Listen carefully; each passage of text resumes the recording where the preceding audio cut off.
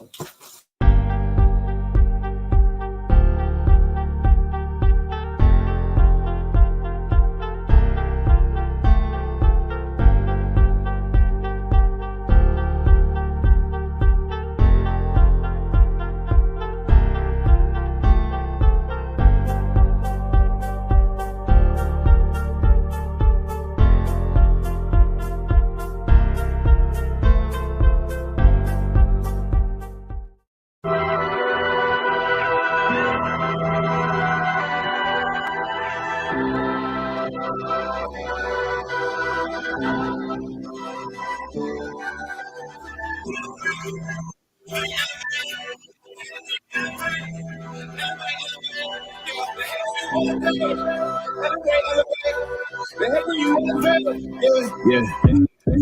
They hate when you elevate. When it losses, I'm handing them all. Yeah, I had to go delegate. You feel like I'm floating, I'm lost in the moment. That's why I could levitate. They never believed that I would really fly. I had to go demonstrate. I had to set them straight. They hate when you elevate. Elevate, elevate. They hate when you elevate. Elevate, elevate. Yeah. They hate when you elevate. Elevate, elevate. They hate when you elevate. Yeah. I had to elevate. Way too fly. Ain't no chance of coming down. Salute. What's up, Ray? What's up, Ray Davis? What's up, Clay? Back in the building. Yeah, you know what it is. Another live. It's another one. A lot to talk about today. A lot's happened over the past week. See, we only got 2 people in the building. Hope it ain't me and you. We got 4. We got 4 in the building. We building up in here. Say what's up, man. Don't forget to hit the thumbs up when y'all comes in, man. Say what's up in the chat, man. Let us know you in the building. Real. Just Do came by. Said salute a little bit earlier before the show came on. Salute Just Do. Peace, Just Do. Peace, brother. Salute Ordinary M. Salute family. Yeah, you know. Yeah, a lot happened, man. This is actually the first. This is the first live we doing since the fight, really. You know what I mean? Yeah. Really didn't get a chance to introduce, to holler at the card. Salute Real G's for sure. Ordinary, back at you, man. Thank you, appreciate that. We didn't get a chance to discuss the card. A lot happened on that card. Obviously, we had our moment of we got in our little emotions a little bit at the end of that evening because of that decision. We ain't the only ones, man. Nah, man, boxing was looking a little bit weird that night. But I ain't gonna lie, as the days have gone by, I've had an opportunity to kind of let it settle in my spirit and kind of accept the decision and understand that, there's a push for boxing to be exciting, and there's a push for boxing to have a certain result because they want to replicate something that's happened, something that's happening like the Gervonta Tank Davises. They want to make fire cards. So, when they don't see the fight that they want to see, it seems like they're going to be looking to punish the person who they feel like is the reason why the card didn't look like that. So, but, boxing kind of takes a blow because, boxing is boxing first, then everything else. You know what I mean? Yeah, you want the fight to be exciting, but you also don't want it to get into that space to where boxers are starting to feel scared to box. Boxers are starting to feel like, if I'm boxing, am I going to get the win because I'm not exciting enough? Do I need to? I mean, we want you to take chances, but at the end of the day, if somebody wins, you should give him his, give him the win. At the end of the day, he won the fight. Even if it didn't happen the way you want to happen. But outside of that, I thought the undercard was a pretty good undercard. You know what I mean? I thought it was a pretty good undercard. I thought the main fight was a good fight. To be honest, listen, it was surprising. It was the way I called it. I just missed the 8th round stoppage. That's all I missed. But it still went the way I said. It just except for the right. Shut the heat off. Yeah, no doubt, man. It definitely went. Yeah, I agree with you too, man. And I thought that for me, it was like the key to success for Jamaine Ortiz. The only thing I didn't like about what Jamaine Ortiz did was the second half of the fight. You know what I mean? I wanted him to hit that next gear. I wanted him to acknowledge the issue that he had in the fight with Lomachenko. I want him to acknowledge that and make that change and show, like, you know what, I adjusted, and this is how I adjusted. He didn't do that. I think he did a bit. I just think he was more cautious of the cut. Honestly. Right. I was going to say, I know that the cut had a lot to do with it for sure. Yeah, I agree. That's what I was going to say. The headbutt definitely had its role to play in how reserved he was in that second half. But I did want to see him turn up, you know, especially just like I said, just because he had that experience with the Lomachenko, I figured that would have been his mind, like, yo, I'm winning this fight. I don't want to mess around and lose it because of 2 rounds that the judges feel like, oh, you're trying to run around, we're going to punish you, which is what I believe happened to him. I believe those last 3-4 rounds that he adjusted, I think that kicked him in the ass at the end of the night. But it is what it is. I know Jamaine Ortiz, in my opinion, with the way he fought that night, it's going to be, I think fighters are going to be reluctant to take fights with him, the big fighters, you know what I mean? Because not only does he have an opportunity to make it difficult for them, but he also has an opportunity of making it look boring, or, you know what I'm saying? Making it look in a way to where they're not part of an exciting fight, you know? I mean, was he the one that made it look boring, though? That's at the end of the day when you look at it, because, I mean, when the fight came to him, he had action, right? So was it really him? Right. I mean, he just did what he's supposed to do. I was trying to make a comparison, which was not really the best comparison, but I was trying to put something in people's minds about boxing. Ultimately, when we watch history, if we go historically, and we watch the GOAT, the greatest of all time, when he was in the ring, he was like, maybe I was talking to Blood, salute the Blood on this, and I was like, yo, boxing is what Ali did, and people loved it. They loved the fact that he stayed, he I call it engage and evade. You know, he had all the criteria aside, you know, sometimes the aggression wasn't there. Only difference I would say is Ali would he would press at times, you know, and he knew when to press. Exactly. I'm not going to say that Ortiz didn't have any pressure moments, because he did have a few where he did go in for action, but he came right back out. But that's where you have to see, like, the guy boxed. He was on the back foot. He countered. When the action came to him, he didn't sit there and take 3 steps back to get away from it. He actually engaged, and then he spun him around. How many times did you see Teo on the outside in the corner or near the ropes, and then next thing you know, you see Ortiz spinning him on the ropes multiple times? Ortiz one time even, I think, ran into the ropes or something, because he was really doing what he had to do as a boxer. I don't see a problem with that. Now, like I said, the headbutt, I thought it was weird, because I think on our live, I was like, yo, what is Teo Senior yelling at him for? Right? Remember I said that? And he was like, yeah, you just said, yo, he told him something. Now, I rewatched it.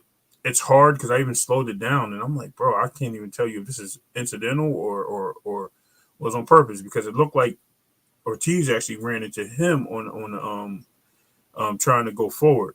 So, I mean, that's what happens when you fight southpaws and orthodox fighters.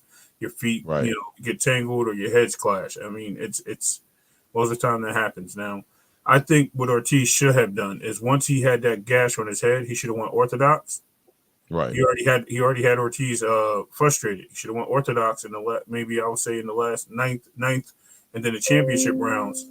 And with him doing that, with him doing that, he should have actually took advantage of that, because Ortiz was hungry, and he wasn't really coming forward. Now you got your true power. Now you got your natural abilities. Now you can keep him back, and that would have probably gave him the fight, because then it would have showed the judges, yo, this guy's really bringing it to this guy, and he's willing to switch back and forth to show it. It's a showcase at that point. So, I mean, you know, it is what it is. Shout out to Echo. It is what it is, bro. And Teo is a boxer, man. I didn't say he wasn't a boxer. I just said that night he just wasn't. And I actually think Teo's very awkward. He's actually like an awkward fighter, if you want to say like more of, as his name was that day, the showman. He's a showman. He likes to entertain.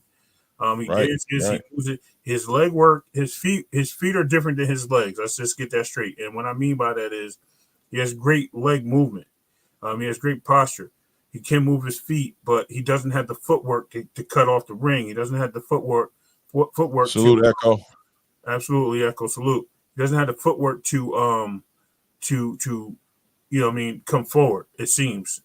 So, you know, going backwards or just standing there and having pressure coming to you is different, especially when you can move side to side and apply those things and you have good leg work or good hip movement. It is what it is, man.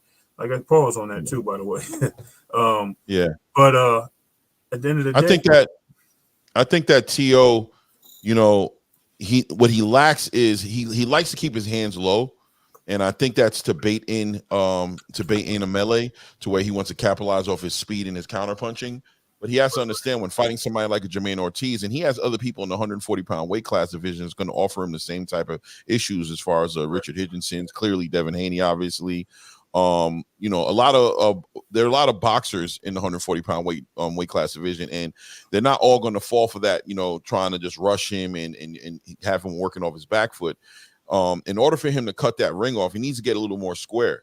You know what I'm saying? He needs to get a little more square, because when he's sitting there doing all that extra moving around and trying to get all fancy with his punches and all dance and everything like that, what he does with somebody like Jamaine Ortiz is he gives him an opportunity to get away from him. They can easily step back from him. They can easily laterally give him some issues. He needs to be more focused with keeping his hands up, you know what I mean, and cutting that ring down. You know, I would advise him to take a note out of Sabril Matias's book a little bit, you know what I mean? Just the ability to stalk somebody like a Jamaine Ortiz and cut that ring off. A lot of people, I thought somebody would shout me out for the 500, man. Yeah, for sure, man. I appreciate everybody, by the way. Yes. Salute, Stop Motion.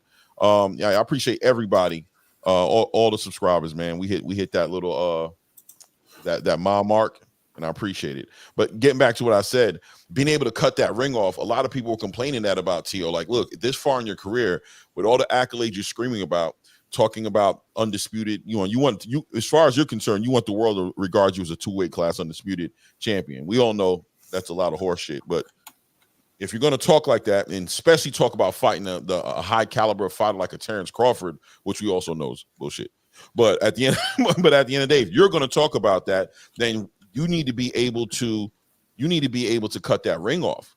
You're going to face, you know, your biggest opposition in Shakur Stevens, even Tank Davis. You know what I'm saying? He's not going to walk you down, bro. He's not going to play that game with you. You know what I'm saying? He's going to be a smart boxer against you, and he's going to put you in a position to where you're going to get caught, and he's going to give himself the best opportunity to not get caught, you know? Right. So if you can't just cut the ring off at this point in your career, it just kind of, that's why you got to watch what you say, right? When you talk yourself up that high and you give a performance like you did that night, it's like, oh, man, you really look bad. Like, you're really not as good as we thought you were. And I don't know if he's not as good as we thought he was, but I'm going to tell you another big deal in boxing today is the inactivity. Right. The lack of activity in boxing has these guys just getting rusty. You know what I mean? They're so focused on being businessmen and you know, leveraging what they believe is their value, and they're trying to get as much money as they can, that they're fighting once a year. Twice a year is, like, I think 3 times a year is considered a busy fighter right now, right? Like, if you fight 3 times a year, like Tim Tszyu got all the credit in the world for fighting 3 times last year, 4 times last year. I don't remember. Yeah, but, I mean, yeah, but so did Joshua. Well. Yeah, you know what I'm saying? But I'm saying Tim Tszyu got a lot of credit for that, right? Like Joshua as well. But in all honesty, back in the day, I think at the end of the day, back in the day, people were way more busier. Oh, yeah. You know what I'm saying? Than those guys. They have like 14, 15 fights, I believe. I think they actually have like 60 fights a year. Echo, you can touch on that in the chat. Right. But I think there was times where like they were having like 14 fights a month. So yeah, absolutely. So, I mean, so nowadays these fighters are getting hurt in the gym. They're not even getting hurt in the ring, right? Like they're fighting more in the gym, clearly sparring and everything like that, than they ever will inside the ring. So when you see Teofimo come into this fight looking like that, when you see him looking like that, even against Sandor Martin, you know, I think those things have something to do with inactivity a little bit. You just got to be more. You got to be busier. You know what I'm saying? You got to be in that ring and facing and getting different looks so that you're adjusting, because he really looked like a fish out of water when Jamaine Ortiz came out there. Southpaw was moving that way. He looked like he had no answers. Like right. He looked like he had no answers. And like I was about to say, I mean, predicate everything to science too, because we got to remember we got all new things with concussions and health reasons why they don't fight as much. Quote unquote. That's the situation. But I think they can do 3 fights a year. I think, especially when you see prospects doing it. Prospects do 3 to 4 fights now. So at the end of the day, we have to be recognize. When fighters are not, they're too busy focused on things outside of their fight. I think I've been calling that the whole shot with Teo. With Teo, he definitely was. I've been saying that, he's focused on everything but Jamaine. I think he thinks he's going to walk over this guy. 1, Jamaine's a bigger fighter. 2, Jamaine he does have a nice little jab, and I think that's what keeps and that's kind of like Teo's weak sauce. and he could switch hit. So I nailed all those things, and at the end of the day, it showed to be proving my worth of these analysis I took on Jamaine. I just feel bad and I really feel bad that he got robbed in that fight, because that should have never, bro. That should have never happened, for real, for real. Yeah, salute freaking Flyer. Thank you, Yo, Flyer. Echo said, I explained to Blood how fighters cut the ring off. The tactics are easy, but against certain opponents, it can be difficult. I agree, Echo, 100% on that. But you know what? It's one thing for somebody to have a difficulty cutting the ring off, but when you see the way Teo was fighting, he wasn't going to be able to cut the ring off of anybody like that. You know, like having his hands low, constantly trying to throw these weird, awkward jabs. He needed to get more, in my opinion, he needed to get more square up on Jamaine Ortiz, and he needed to, you know what I mean, focus on keeping his hands up, allowing him to get through those jabs and cut that ring off on him. I didn't see him put the effort in. Salute Jackie Hernandez. Thanks for stopping through. Salute Chris Gallardo. Oh, you guys are going crazy with the information. I want to get y'all up there. Fighters are spending more time getting ready to fight with camps, going 6 to 7 weeks, cutting weight to get down and rehydrating. Yeah, all of the above, right? Yeah, right. Chris Gallardo says Canelo fights siblings like Cotto and Smith brothers. He already has one twin under his. Okay, so basically he's talking about the Charlo, which you got to talk about that as well, because Canelo did have his little semi-press conference today, which I think he said a lot of nothing. But I mean, he said some things in there. But you know, one thing about these guys, man, is they're gonna be very reserved, and they're not gonna give too much information. You're gonna walk out with maybe 1 or 2 more things that you didn't know before you went in there. It could be an hour long, but that's all that's coming out. So what came out? He's fighting an American. That's what his next fight's gonna be. We don't know if that's gonna be Terrence Crawford or if it's gonna be Charlo. A lot of people are leaning towards Charlo. They're feeling like Jamal Charlo is gonna be the guy. But where's he gonna be? He says he's fighting on the Azteca. I don't know, you know, where he stands with PBC. I don't know. Right. You know what I mean? I don't know. Let me see payday. here. He want payday. Right. LOL. He could have just said that on Twitter or Instagram. That's a fact, Jackie. Right. He made everybody came out on Tuesday ready to see boxing change. Like, what's going on PBC? And he just gave us like a whole lot of. It was just like, all right, bro. All right, you doing that? That's what you're doing. I think they'll have that fight. I think that fight will be broadcast through both networks. I think it'll be a co network deal. Amazon and Azteca. I think this is where I give the genius to the great Al Heyman. Yeah, Al Heyman. I don't know why I almost said Bob Arum, so I was trying not to say that because I knew that was wrong. Al Heyman.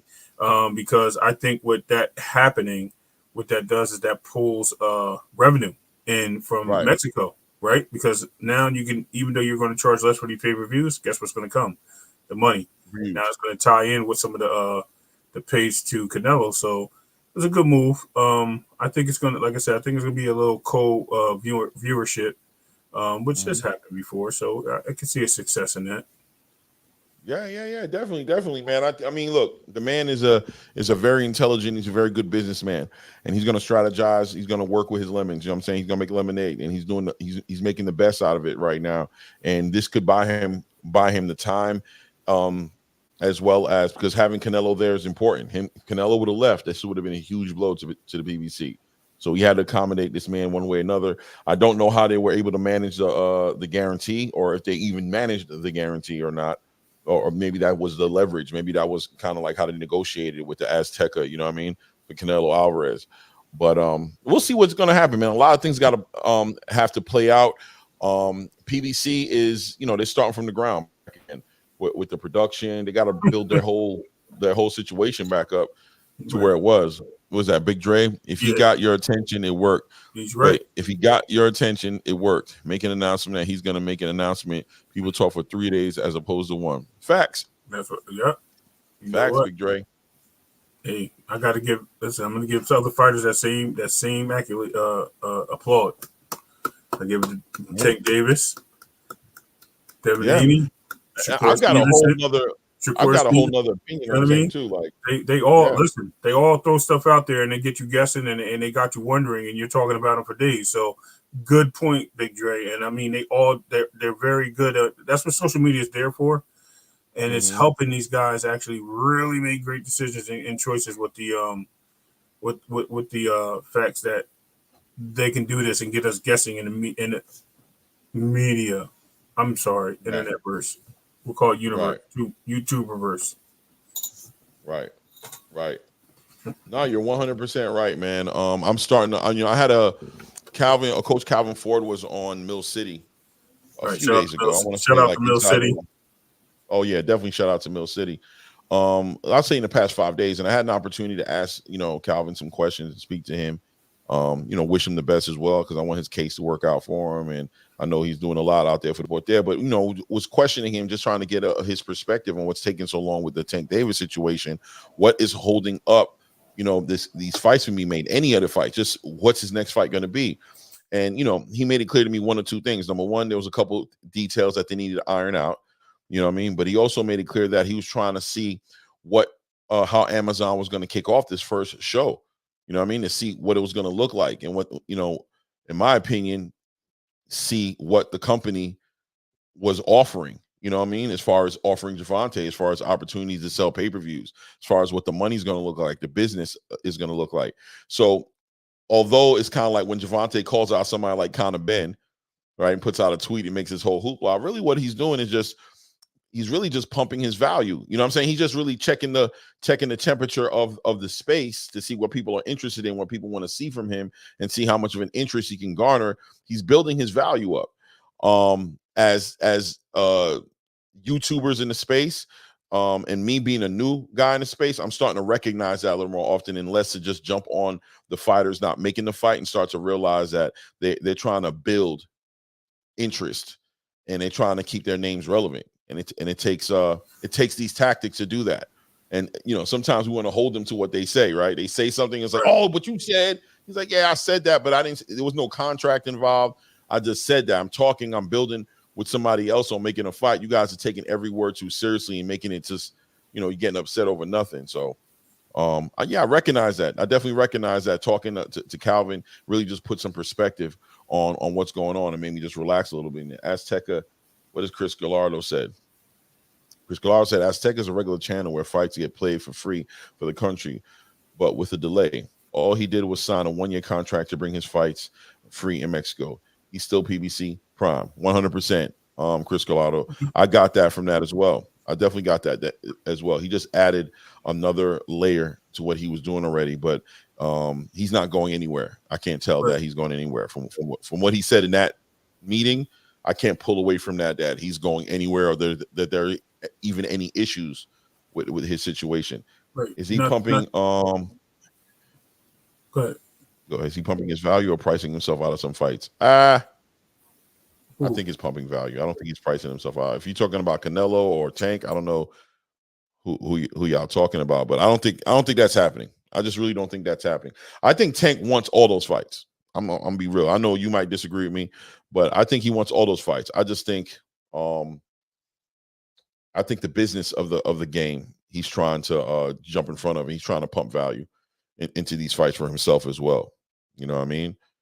But that's how that goes. But I don't know if you wanted to comment on that, but I definitely wanted to jump back into the rest of that card with the Teofimo card. Are you still there?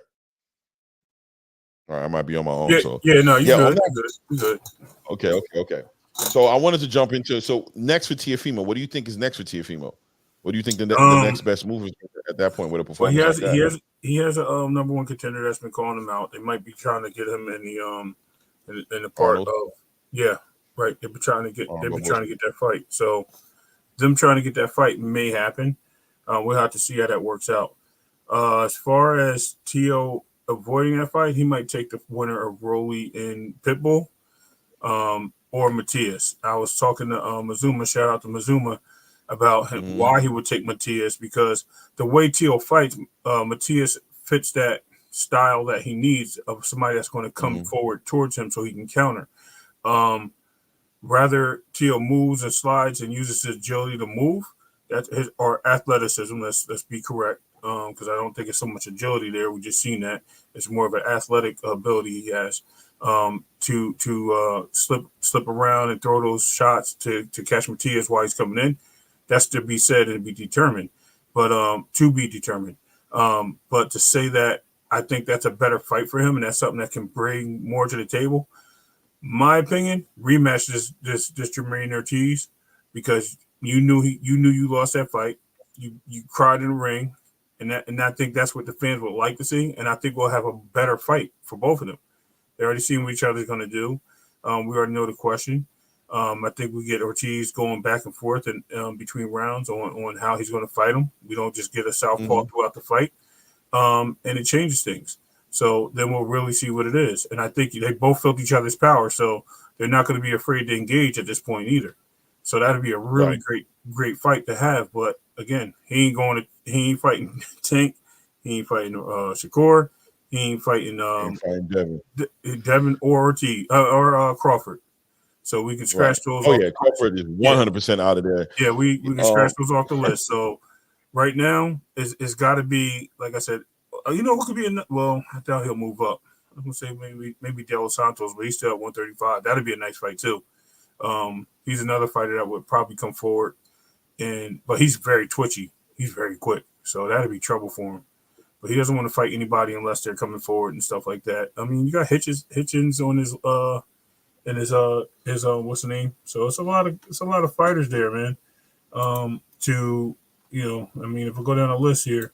A lot of fighters in that WBO that he can actually pick from. But I said, I think Barbosa might be that fight. It depends if Bob Arum wants to do it. Yeah, I've narrowed it down for me to Barbosa and Subriel. Probably Barbosa, I'll be honest with you, seems like the fight that would make more sense for him. Barbosa is going to engage him, but Barbosa is a puncher boxer as well. He's not a you know what I mean, all out slugger. He's going to box and punch, but he's going to press the action. He's not going to move around as much as Jamaine did. Subril's going to give him that fight that he can look good in. He can look good in that kind of fight because Subriel pushing on him allows him to work off his back foot, and it seems that that's his best attribute. So yeah, we'll see. I'm between Arnold Barbosa and Subriel. Subril's got Liam Paro that he's supposed to be fighting in I believe in June. Like end of June, that he's supposed to be fighting him. So more than likely Arnold Barbosa, because I believe that Tio needs to be active, man. He can't sit here and just fight once, twice a year. He needs to get active. There's one more fighter we can throw in that list that'll be an easy fight for him that's ranked, and that'll be Jack Catterwall. I forgot about Jack Catterwall. Jack was going to actually fight Hitchens, and he fell back from that. So and that might be a fight for them to give him on that point. Salute, Blood. What's good, brother? Yeah, Blood, salute. I ain't see you in a minute, man. OG, man. Missed you, man. I ain't talked to you in forever, man. Hope everything is going well for you. Hope you're doing your thing, man. I know you're doing your thing. I've been watching your videos, so I know you're doing your thing, but hope you're in good health and in good spirits, man. Appreciate you coming out for me, man. Appreciate you. But yeah, you know, on that level, but on that note, moving to the next time. What about Jamaine though? Not for nothing, but what about Jamaine Ortiz right now with Jamaine with the robbery that you feel like, you know, we feel like he got? What's his next move? Like I said, I think it's going to be difficult for him to get that top fighter again. It's going to be hard for him. Yeah, well, he's still ranked in it. Well, currently he's still in the top 10. He was number 10 at the moment. I think, believe it or not, with the way he performed, and you now got Ryan Garcia about to fight Devin, you move him out the way, and Liam Paro about to fight Sabril Matias. That can still keep Jamaine Ortiz still in that top 10 and probably even push him up to number 7 because of the way he performed. So that gives him fights, but he'll just be fighting guys in the top 10. And like you got Nestor Bravo, and he's just outside the top 10. You have like Sean McCombs, you have Jack Catterall again mentioned. Even Richard Hitchens would be a good fight for him. I would like to see something like that happen because they're both ranked and they're both capable of making that fight, and size and skill will make a great clash. That would be a good fight. Yeah.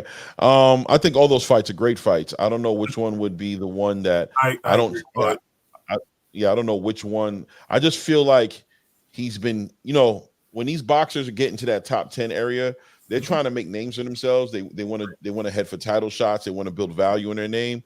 And I think the boxing space in general right now is looking at what Jamaine Ortiz brought to the table as a very lackluster dance partner to have in the ring with you. Like if you have to chase him around or you have to really cut the ring off, and he's as athletic as he's being. And now he has that Cuban trainer. I don't know what his name is, but you know how the Cuban trainers, they train them like amateurs. You know what I'm saying? Points and not getting hit. And if you're trying to be a pay-per-view star, if you're trying to get as much value out of your brand as possible, you want to get in there with a good dance partner, because losing is not even the biggest deal as much as how you lose. So I think it's going to be hard for him to get that top guy. I think he kind of set himself back a little bit with that performance, and I think it's going to be difficult for him to get those fights. Right, I think so. But here's where I kind of want to look at things with Jamaine. Jamaine, it goes down to what I said before. You're only as good as your last fight. Being that he did a really good job with Loma for the first half of that fight. Then he turned around and lost. So he lost that one. Then he came back and he fought 2 more fights. And then with those 2 fights, look what happened. They weren't like the best fights in the world. One being Jamel Herring. This actually hurts. You know what I mean? The last fight hurts you. Because now people are looking at you and viewing you as, this is what this guy brings to the table. This guy's not bringing me nothing exciting. And now he's got to probably, who knows what Bob Arum does with him? Does he shelf him? Does he take, Bob, destroy his contract and send him somewhere else like the Zone? And now he's fighting over there, or, I still think it'll be fights. It's just, like I said, I think he'll just be fighting just outside the top 10, getting some really nice piece ups, and that might catapult him back in some of the rankings on the field if he does well and looks good. But and then it'll show. And Teo also. So if Teo gets a good fight and he performs well, that also helps Jamaine Ortiz if he does that and he looks good against somebody that's elite, because that's going to say, well, Jamaine Ortiz and him were a boring fight, but yet they fought each other very well. So that can make it. Rachel, salute, Rachel. But yeah, Rolio Dominic Glaze has been awfully quiet today. Man, we're gonna talk about it. We're gonna talk about it. But go ahead, man. But quiet for sure. That's 100% on that. And so we'll see what time brings everything and tells all tales. So let's just sit back and let's just watch it and see how this all plays out. Like I said, I think we'll see him back in contention at one point or another. Yeah, I just think he might have to take some fights to kind of build his brand up a little bit. He needs to get a little more aggressive. I think he's got it in him. And he has to remember that at this point in the game, when you're talking about building value in yourself, you also have to remember the entertainment part. Being entertained. It's not just about winning, but you have to have some entertainment. So he's gonna have to take some risk. He's gonna have to take some chances in there, and he's gonna have to make the fans want to see him fight so that he can actually get the opportunity once again to get to the big stage like a Teofimo Lopez, and hopefully do better next time and get himself a title under his belt for sure. Right. So on the undercard, we had Keyshawn Davis and Jose Pedraza, which I think arguably was a fight of the night. You know what I mean? Value wise, I think it was fight of the night. Keyshawn Davis's opportunity to cross over from the prospect lane into the contender lane. It was a big night for him, being that he also was coming back from the marijuana use, and they suspended him. He almost lost his opportunity to fight against Jose Pedraza. A lot of people were kind of scared for him, like, oh man, you kind of set yourself back. So being able to come back off of that layoff and that suspension and get an opportunity was just a blessing within itself for him, and we wanted to see him take full advantage of that. I think he did do that. I think he had a great dance partner in front of him. Jose Pedraza helped him look real good, being that he was pressing him. Jose was pressing him early, really made Keyshawn work, and it was like, nah, man, you're gonna have to fight me. That gave Keyshawn an opportunity to really shine. Really shine for real. Yeah, that was really like quite a turnaround, wasn't it? Because I think I was calling that fight, and I'm like, man, this guy doesn't even look like he's ready for this. Like, I think cold feet happened, and I think once he felt the power of Pedraza, he was like, you know what, I can go in there and hit this guy, and I'm going to see what I do. And he came out in the third round. What's the first thing he did? He threw a nice three. What he threw, a 3-piece, 1, 2, 3, boom, boom, boom, and then Pedraza took it, but he was like, oh, I can hit him. So he got confidence in that, and that by him doing that, he ended up turning that whole fight into what he did, a stoppage. Those are the types of fight. And listen, it surprised me because, like I said, the first 2 rounds, they weren't going that way. And it just turned into something else. I'm like, word, that's what I like to see and like to hear. So I'm glad that Keyshawn got the victory, especially a stoppage against a guy that's only been stopped by one guy, which was Tank Davis. Salute to Tank Davis on that. And that shows a lot. You know what I mean? I know Pedraza went to 140 and he came down. He might have been a little drained or whatever the case may be, but he still got the stoppage against a great fighter. Yeah, I couldn't agree with you more, Ray. It really was the opportunity that was in front of him. I think he took full advantage of that opportunity. He made the best he could out of that. Should Pedraza retire? He might consider it. He might consider it because what money's on the table, man. He's still. Well, that's what I was going to say, right? Like if there's money on the table for him, why not? But if he's pursuing of any type of like championships, or I don't know how he's looking at his career, he might take that into consideration to sit back, because I don't think he's in contention to get any belts at 135 or 140, to be honest with you. But there's money there. He definitely could be a good gatekeeper. Gatekeepers get money. You know? Right. Gatekeepers get money, especially for prospects. So it's good. Yeah. Salute Corey Collins. Salute Jonathan 97, by the way. Salute. Yes, let me see, make sure I got frequent here for boxing. Salute. Appreciate you guys coming through. Try to catch you guys as you guys are coming through here. But yeah, so and at the end of the fight, Keyshawn Davis wins the fight in the stellar fashion, right? And he calls out two people. You know, the first person he calls out, which I think we all kind of saw that coming. Keyshawn kind of answered the bell like, man, they had a little smoke during the press conference. So he called out Teofimo, which, you know, I think both of us agreed, like, I hear you. Yeah. I don't know. I hear you, though. Look, me knowing the way Teo fights, which he did not show me the way he fights in this last fight, but he did fight that way, so he did show us. I thought it was a bad move, especially the way the display of action that we seen with Keyshawn. I thought it would be a pretty decent mismatch, in my opinion. I think you agree with that. But I mean, then we turned around and seen the main event, and it didn't look too far from it. Yeah, so I'm like, hey, you know what? Maybe this can happen. Maybe he will go up to 140 and he challenges this young man. We'll have to see. Like I said, time will tell everything. It's a book that we can't wait for. That's all. Yeah, man. And then he called out Emmanuel Navarrete too. Seems like he wanted to he said it seemed like that was the more realistic choice for him, that where he was like, I'll do Teo give me an opportunity for this fantasy fight. But in all reality, if y'all think he's too much for me and Teo feels like, you know, he's so much higher than me, I'm not going to, you know, stalk him about it. I really want Emmanuel Navarrete. And also later that evening, he had a little opportunity to get a little one-on-one time with Oscar De La Hoya, and he put his hat in the race of like, hey, man, I know you're working with your young bull, with Austin. Yeah, I know you work with your young bull. Your young bull could get it for real. With me and your young bull, and Oscar pretty much said, listen, man, before the end of the year, we got to make that happen. So he got some fights lined up for himself. What I don't see happening with that performance is fighting Frank Martin. Sorry. I don't see that. He didn't call him out either. No, he didn't. But with that performance, I don't see a matchup for Frank Martin. Like I said, I respect what he did in the ring. I just don't think they're on the same level. I really don't. The playing field's way different. Yeah. I don't know, man. You know me, how I feel about that. We had this conversation already before, so I'm not going to push it too hard. But you know how I feel about that. You know what I mean? I think Keyshawn Frank Martin, at a minimum, is a great fight. I think that's what it is at the end of the day. At a minimum, whoever you might think is going to win between the both of them, that's your personal preference based on what you understand of these fighters. But I think we both would agree, and most people would come to a common understanding, like, that's a great fight. That's a word. They're fighting when. You know what I'm saying? We hear about that. Right. So that's a big fight. Now, Frank Martin is the one who has to kind of like put himself in position where, because I know Frank feels like he's been in the conversations with Tank.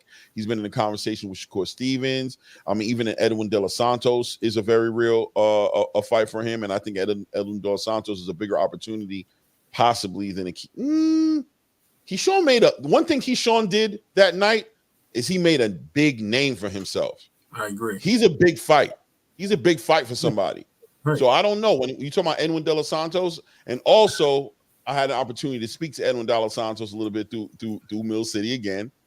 And Edwin said that him and Keyshawn been talking before this fight with Teo about their possibilities of meeting up after this fight you know what I mean, of them meeting up. And Edwin De Los Santos is a very real prospective fighter for him to fight against. So Keyshawn has a lot of options on the table. He gave a real exciting performance, and I think he's money.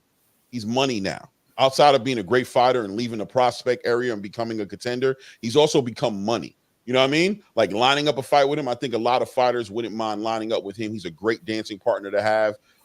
Is he going to headline a pay-per-view card? I don't think that's happening. But he's definitely on that. He'll definitely put you on that main card. He'll put you right on the main card.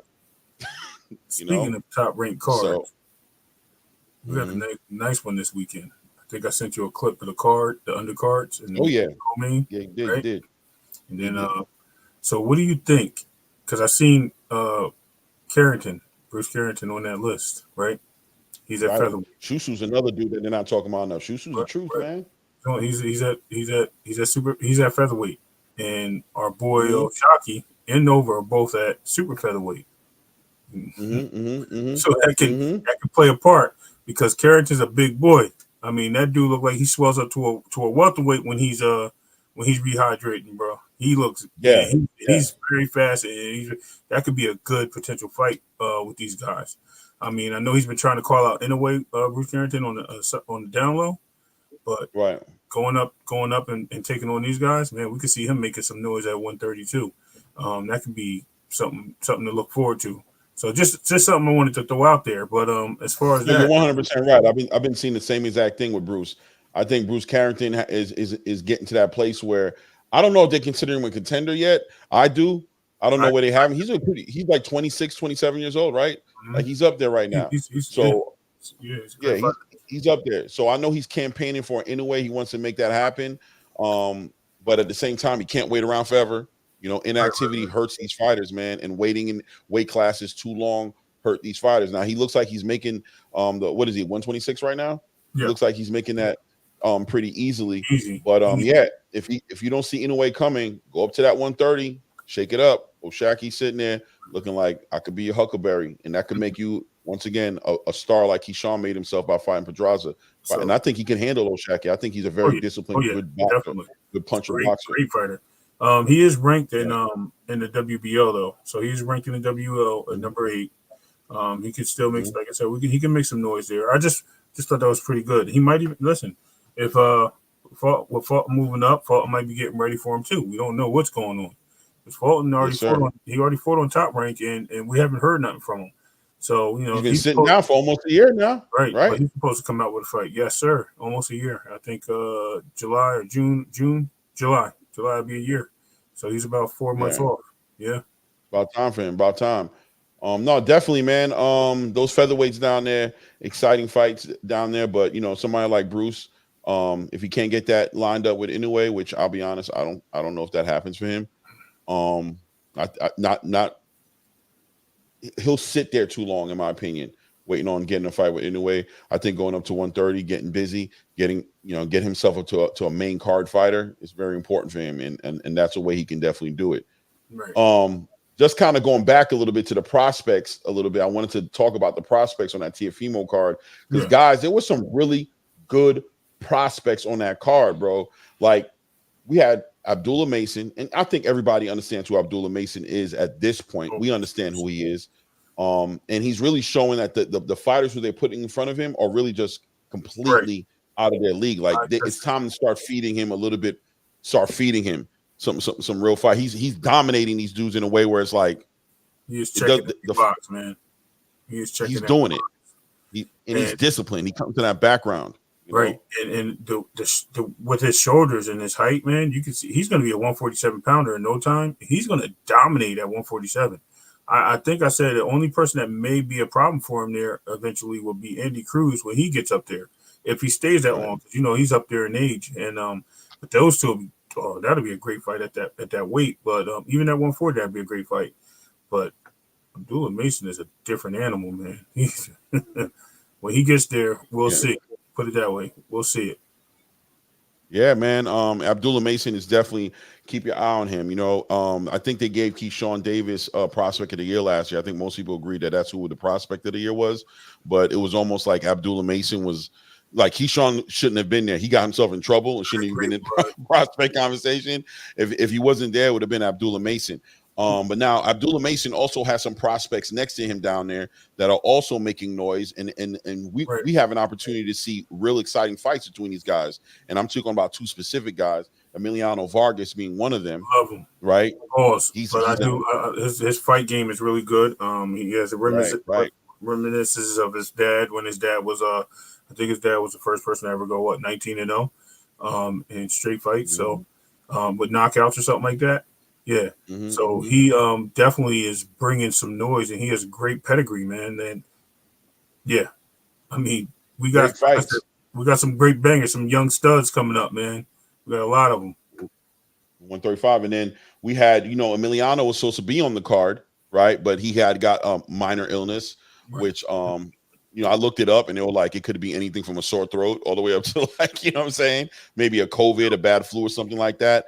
But Emiliano got that dog on him. He's cut from his father. If y'all guys don't know, he's the son of Fernando Vargas. So Fernando Vargas. So you got to know he's cut from that cloth. He got the dog in him, and he wouldn't have backed out of this fight if it wasn't a good reason, in my opinion. So, but who replaced him that night early on that card was a gentleman by the name of Alan Garcia. You guys look him up. Alan Garcia looked like the goods against who he fought. He dropped that dude in the first round, ended that first round with a body shot, put that man down. That man could not get back up. He got my attention, right? And to me, I'm like, all right, well, you know what? I want to see him now. I want to see Alan Garcia. I want to see him fight Emiliano Vargas now. I want to see that fight now. That's probably what's going to happen. Right? I want to see that fight now. I'm like, okay, well, I see you now, player. Now I want to see. Now when Emiliano come back, it's kind of like you might have took It's like you might have put pressure and took Emiliano's spot a little bit. Emiliano might feel a little threatened a little bit by that performance. You know what I mean? Right. Being that he literally replaced Emiliano, literally fought Emiliano's opponent. I don't know if Emiliano Vargas would have ended that guy in the first round the way Alan Garcia did. I'm very confident Emiliano Vargas would have ended him, though. He would have stopped him eventually, but in the first round that way, listen, man. Yeah, that was a shot. Then Russian links. Yeah, so the 135 seems like there's some prospects in there, and the division is really stacked, guys. Really an active division, which is why I would go all the way around full circle to come back to Gervonta Tank Davis and say, listen, man, you can make some great fights at 135. There are fights there to be made. I know you and some other people are very much focused on Devin and Tank is the biggest fight. You know what I mean? But it does seem not necessarily. I mean, cool. That's what's up. But yeah, I understand what you mean. Yes, I would say that's what we want to see as fans because of the names that and what they bring to the ring and styles. But but I think Tank has enough there, like you said, he has enough there food. Or I'm not going to really call him food, but he has enough on his plate to deal with. Right. To make exciting fights. He can make exciting fights against some good athletic, people who can threaten the throne, you know what I mean? And make him fight. Because what is it at the end of the day? Like, and I told Calvin this when I talked to him, I said, we just want to see him in there with different looks. Calvin Ford always says we've seen a very small percentage of what Tank can do.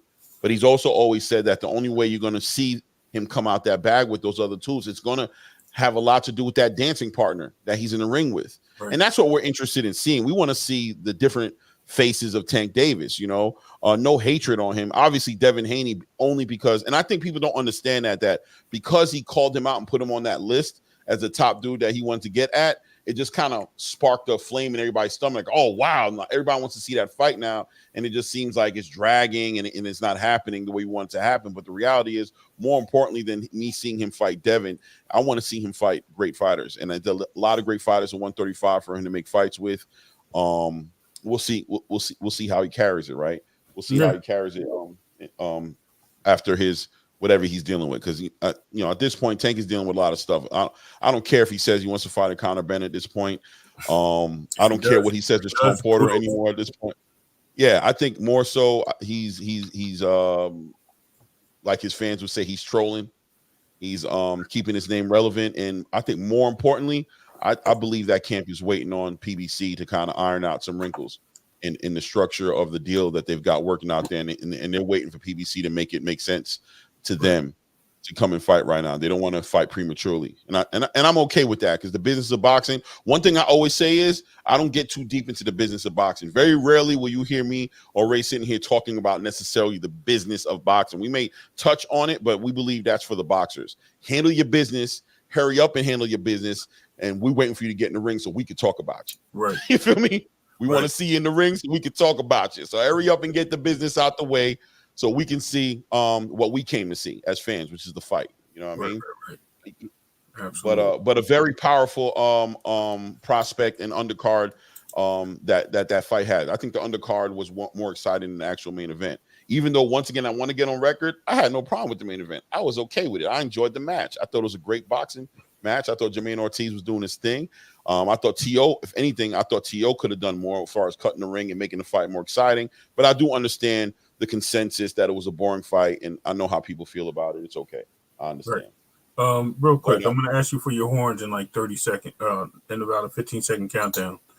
Everybody in the chat, thank you. Looks like everybody hit the like button as they came in. Appreciate it. Can we just get a shout out to Claymore? I would like to give him a shout out. I know I put it in the chat earlier from getting 500 subscribers, guys. I just really want to do that. Claymore, if you can hit that horn for me, everybody, just give me a shout out.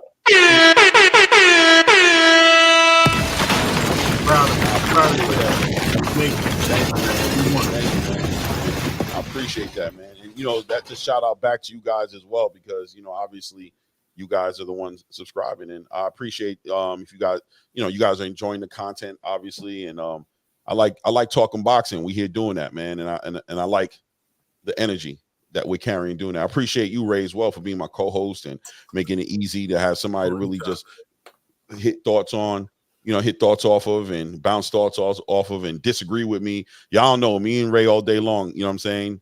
Wait a minute. Hold up. You know what I'm saying? We go at it tough before we get on this stage, man. So we love this. We love doing what we're doing, right? You're going to hit a K soon. I appreciate you, stop motion, for sure. Thank you, Corey Collins. Definitely. Thank you, Jay Cash the Money, man. These are guys who've been there since the beginning, for real. Yes. For real, been there since the beginning. So I appreciate you guys.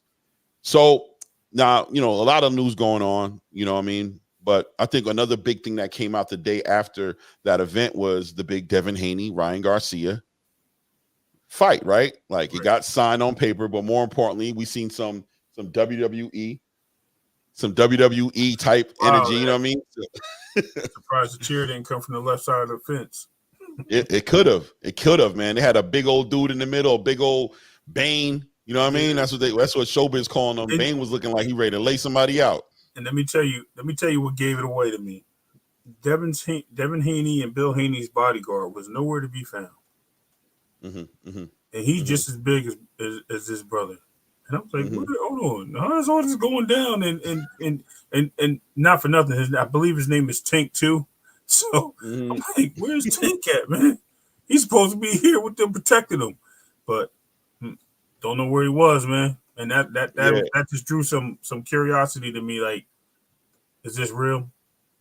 Right. You know what I mean? You know what it was for me? Let me tell you guys, I'm a WWF fan, and I say that specifically because WWE is not my cup of tea. I don't watch wrestling anymore, but I was a big WWF fan, right? And I'm talking about my WWF era was around like the Triple H, The Rock, Steve Austin, you know what I mean? Around that time where the mic was the difference. When they grabbed that mic and they made it happen, you know what I'm saying? The Rock was out there talking about Poontang and you know what I mean? Do you smell what the Rock is cooking? And Steve Austin was telling you what he said because Steve Austin said so. And Triple H was the game. I don't want to go into it and sound like a wrestling nerd, but my whole point to it was, as fake as I understood that was the whole time, I will never knock how entertaining that was. Right. And on an equivalent level, Haney and Garcia getting into it the way they did, as much as I could see the choreography in the situation, I was entertained. I was entertained by the face-off and the push and the security having to get involved and Bill Haney trying to get over somebody's shoulder like he was about to lay somebody out. Let's get it, man. Let's get it, man. You know what I mean? Sell this fight. You see him throwing the security back? Yeah. I mean, salute to Bill for showing the power he got in him. Listen, You know what I mean? Bill wasn't smiling. Bill was ready to get it in, man. Yeah, Bill was ready to get. I don't care what none of y'all said, man. He was going. If there was going to be a chair flying across the room, it was going to be coming from Bill. Yeah, he's jumping off that top rope, snooker style, bro. Oh yeah, definitely. Coco Beware over there with the bird. Listen, he was outside the ring throwing stuff in the ring for Devin. You know what I mean? He's that guy. Right. He's the guy outside the ring throwing the chair and then sliding the chair back out, sliding it back on the ring. Brain Heenan style, right? Yeah. Shout out to Bill, man. Jackie and Ann said Ryan looked like he was about to cry. Ryan didn't look like he was about to cry. Just Ryan was trying to sell it and trying to be a tough guy, and that's how we also knew it was choreographed. Because in my opinion, that ain't Ryan. That dude, that ain't Ryan. What he was doing, that ain't Ryan. You know what I mean? When he pushed the security guard into Devin, he pushed him into Devin. Like, come on, bro. Like, it is what it is. But I enjoyed it. But I enjoyed it, bro. I really did. But getting more into the fight, right? Outside of as Vin Diesel said in that movie, getting past the silliness of it all, right?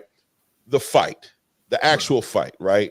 So Ryan Garcia is going to be coming into this fight. WWE got better acting. Yeah, I understand stop motion, for sure. But like, I was just comparing it just to say the entertainment value. It was one of those situations where I sat back and I was watching it like this. You know what I'm saying? I was like, oh, look at the guy in the back. You know what I'm saying? I was entertained watching it. But getting back to the fight of it, right? Getting back to what we love, the boxing match itself and the possibilities. Now, I think we both are on the same page to say that we definitely have Devin Haney winning this fight. It's definitely his fight to win. How he wins is going to be more of the fun part about it. It's like, how is he going to do? Is he going to approach it like a Regis Prograis? Is he going to get kind of like a Lomachenko? Is he going to attack? How does Devin Haney feel about this fight? I think Devin Haney and his team, I think they've owned the fact that what people want to see from him, right? We understand how the caliber of fighter that he is, but I think at this point he comes to understand that the fan base, and I know Devin Haney wants to become a bigger star. He just wants to bring value to himself. They want to see him become a little more aggressive. They'd love to see him stop this guy or get a stoppage as far as a corner throwing the towel in. They want to see him take advantage of a fighter who's not on his level. If the fighter's not on his level, they want to see it clearly shown in a way, in an exciting way. So this is an opportunity potentially for him to do that. How does he approach this fight? And what does Ryan Garcia do? Because as much as we want to sleep on Ryan Garcia and say that maybe he's a one-trick pony or whatever have you, he still has Derek James. He's still a fighter with a huge amateur background. Right. You know what I'm saying? He just hasn't been as active as he should be, and I think he suffered from that. Not being as active as he should be in the ring has made him kind of digress a little bit. You know what I'm saying? And his skill set a little bit, to me, from what I can tell. But so what are we looking for in the fight? And I'm going to ask you to do something real difficult because I know it's going to be easy for you to go ahead and put Devin Haney and show how he's going to do it. I want you to show me the scenario. What is Ryan Garcia's best opportunity? How does he approach fighting Devin Haney? All right. Win? First thing, I think that Ryan has to do is he has to be able to cut off Devin Haney's movements. It's going to be very difficult. Devin has very good feet. Ryan also has to keep his chin down, and he has to make he can't just keep throwing these soft feints instead of jabs, because when he does that, he has a tendency of leaving himself open. Right. So if he can maintain that, not do the silly shell and all this stuff, and really can just really get in the boxing and not look for the one hit, you know what I mean? He just has to close the distance and keep Devin in front of him. It's going to be very hard to do, but that's the key to victory, just keeping Devin at bay. Devin's going to do what Devin does. I mean, it's boxing, and just like I think he can land a hook, but just how effective is it going to be? In the case of him landing in the right spot at the right time. I mean, like I said, we got a guy that he's probably going to actually play around with Ryan Devin. So I'm going to go back to this in a second and try to go to his strong side to try to weaken that shot because it's going to be less on it if he moves towards it, but and tries to smother it a little bit. But what I think, like I said, he just has to keep his eyes open, keep his chin tucked, and definitely got to keep this backhand up when he's jabbing or throwing the hook, because he has a tendency of dropping that hand and coming across, and he's like this, and that's a disaster. So he has to work on those things and not whatever he was doing the other day, because I don't think Devin's going to be the type to say, hey, you know what, you're going to spin your back on me. Guess what I'm going to do? I'm going to hit you from right in the face, from this side, and I'm gonna just hook you, and you might go down. So he has to just stay focused on those things and keep Devin, like I said, in front of him. Don't be afraid to back him down. Don't be afraid to get hit, because it's boxing. You're going to get hit, and don't walk into anything that that you don't see, because Devin is very quick. So we'll have to see. And he has a high ring IQ. Another thing, he has to offset that IQ that Devin has. Right. I agree with you, man. I think Ryan Garcia has to become patient. He has to get more defensive responsible. He can't be backing up with his chin up high. He has to keep his hands up. And he has to win rounds, and he can't be looking for that one shot against Devin Haney. It's going to be very difficult. I don't think he should get caught up too much in boxing Devin Haney too much. I think he needs to also acknowledge his strengths as well as his weaknesses, and he has to acknowledge that Devin Haney does bring the higher pedigree of boxing into the ring, but he's going to have to box to a certain point to get opportunities to land that left hook, to land shots that are going to make a difference. So he's going to have to balance that out a little bit. I think Derrick James is going to have to also acknowledge that as well. I find that Derrick James sometimes trains these, when he gets boxers, he gets real to the basics with them at first, and it seems like they slow down a little bit. He kind of did that with Anthony Joshua a little bit. When Anthony Joshua came back that first time with him, kind of slowed Anthony Joshua down a lot. This is going to be a big fight for Ryan Garcia. Quite frankly, probably the biggest fight of his career. I don't know if he'll meet a higher level of competition outside of maybe when he fought Javante with Devin. And Devin is really going to bring that boxing pedigree where he can really humiliate Ryan Garcia way worse than what Tank did. Because Tank just really took advantage of just big holes that he had in his game and just sat him down. But Devin can really embarrass him, really piece him up, and really have him looking like he's not supposed to even be in the conversation of a 4 king. Right. So he's got to cut the ring off. He has to box, but box to get to a point to where he can do what he does, which is land big shots, big opportunities to land big shots on Devin Haney. And that's how I see his path to victory on this as well. Now here comes the easy part of the conversation, which I'm sure you can give it 12 ways. I'm sure it's no problem, but I'm going to ask you to narrow it down to a few ways. But how does Devin Haney beat Ryan Garcia in this fight, taking into consideration the excitement as well, or maybe even pushing him to a stoppage? Trying to keep Ryan off balance, by keeping him off balance so he can't really get a clean shot with that left hook. Turning Ryan and using a lot of parries to balance off that, like I said, that left hook, and catching Ryan with the jab, keeping him thinking what's next, because the hooks, and then following up with his hook, also the right hook. Or the uppercut, because Ryan's going to come in. Ryan's going to start following at some points when frustration starts building up. If that happens, Devin's going to have to know when to load up. I think he's actually training now with James Toney, and James Toney's telling him he hits like a sissy or something, which is funny to me. I thought it was hilarious, and but him getting there is going to show us something. So him working with a puncher, and not only that, working with the trainer for what's his name? I don't know. I can't think of his name right now. The trainer he did last time. You're gonna be working with him again. Talking about Devin right now? Yeah, Devin. He's working with Freddie. You talking about Freddie Roach?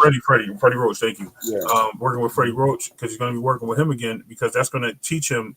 He's gonna learn some tactics and everything. Devin picks up well. He doesn't seem to forget, and he keeps adding to his bag. Every fight you've seen him doing something different, and with every fight he does something different. He seems to shine. Only downfall is him accepting the exchanges with Loma that, almost cost him his championships. So, I mean, the kid can brawl, man. And I'll actually say box. Let's use the word box. He can box. And as far as him getting a KO or not getting a KO, remember the name of the game, guys. It's boxing. Boxing is, again, engage, evade, and engage. It's hit and not get hit. So we have to remember that. And it doesn't matter if it takes 12 rounds or 1 round. KOs are nice. You know what I mean? We like when people get KO'd and stuff like that.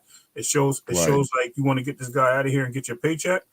But at the end of the day, if you can dismantle somebody and do it in a pretty and necessary fashion of boxing, guess what? All day. Look at that. Look, it's catching, evade and engage, brother. It's catching on. Thank you. Yes, Thank sir. you, Yes, sir. Real. Let me read a couple of these comments in here because we be getting a lot of feedback here. Let's get back here to J Cash, the money man, saying Devin going to destroy Ryan. They went 3 for 3 fighting each other in the amateurs. He's going to make sure he wins convincingly. Yeah, man. I think the history is there. That's also a factor in it. I think Ryan Garcia has a relationship with Devin Haney inside of that ring that can mean something that night, even though obviously Devin's evolved levels above what he was when he was in the amateurs. And another thing that Devin said in the interview, and I've said before, is I just said it in this conversation a little bit earlier, was to say that Devin has leveled up. He's elevated. He's stayed busy. He's fought high competition. He's gotten to be a better fighter over the years. Ryan Garcia, on the other side of the conversation, or on the other side of the spectrum, has been super inactive and seemed to have visually digressed as far as in his skill set. I think that's going to make a big difference in this fight. So 100% believe in that. I say Big Dre says he takes a few punches that Devin throws and counters with hooks. It has power and can be a showstopper. I mean, that could be dangerous. Here for Boxing says Devin is going to beat Ryan up so bad. LOL. Yeah, there's a good chance that's going to happen here for Boxing. We can be honest about that. My guy freaking Flyer says I think Ryan needs a chase. Needs a chase when he can. Make sure he turns his back, and when he's facing Hanos, make sure he keeps his chin up. Get knocked smooth the hell out. I'm frequent. You know what I'm saying? I'm gonna hope Ryan doesn't listen to you, but yeah, I hear you, brother.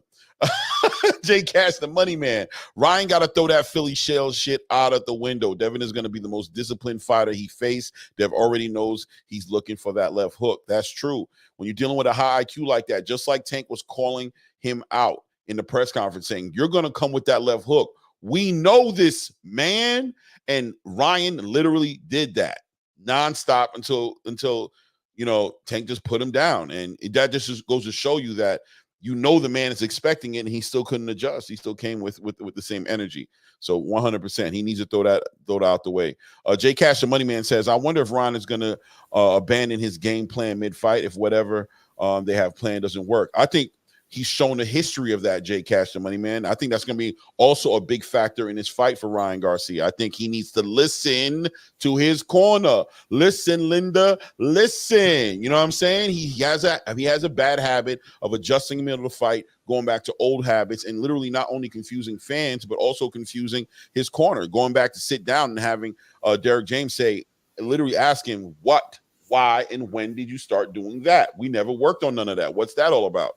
He can't do that in this fight with Devin. Devin will take advantage of these things in the biggest way, and he will pay a consequence, a very high consequence, slipping up like that, not being on the same page with his trainer. Big Dre says Ryan caught Tank with a couple good shots. You guys already know Tank could take some shots to make something happen. So I don't know if he caught him or if Tank took him. I don't know how you want to look at it. Pause.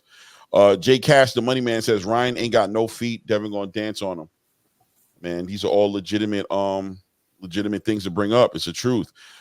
Devin is going to need some power to keep Ryan outside. I don't know, Dre. I think Devin's been doing that with everybody, and supposedly he's pillow fisted. So I don't know if that's what he needs.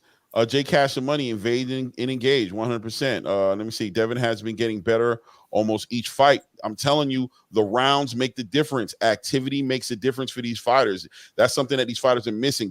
Shout out to Boots Ennis right now, who's fighting for his life right now, trying to get out of a contract right now because this man cannot get a fight.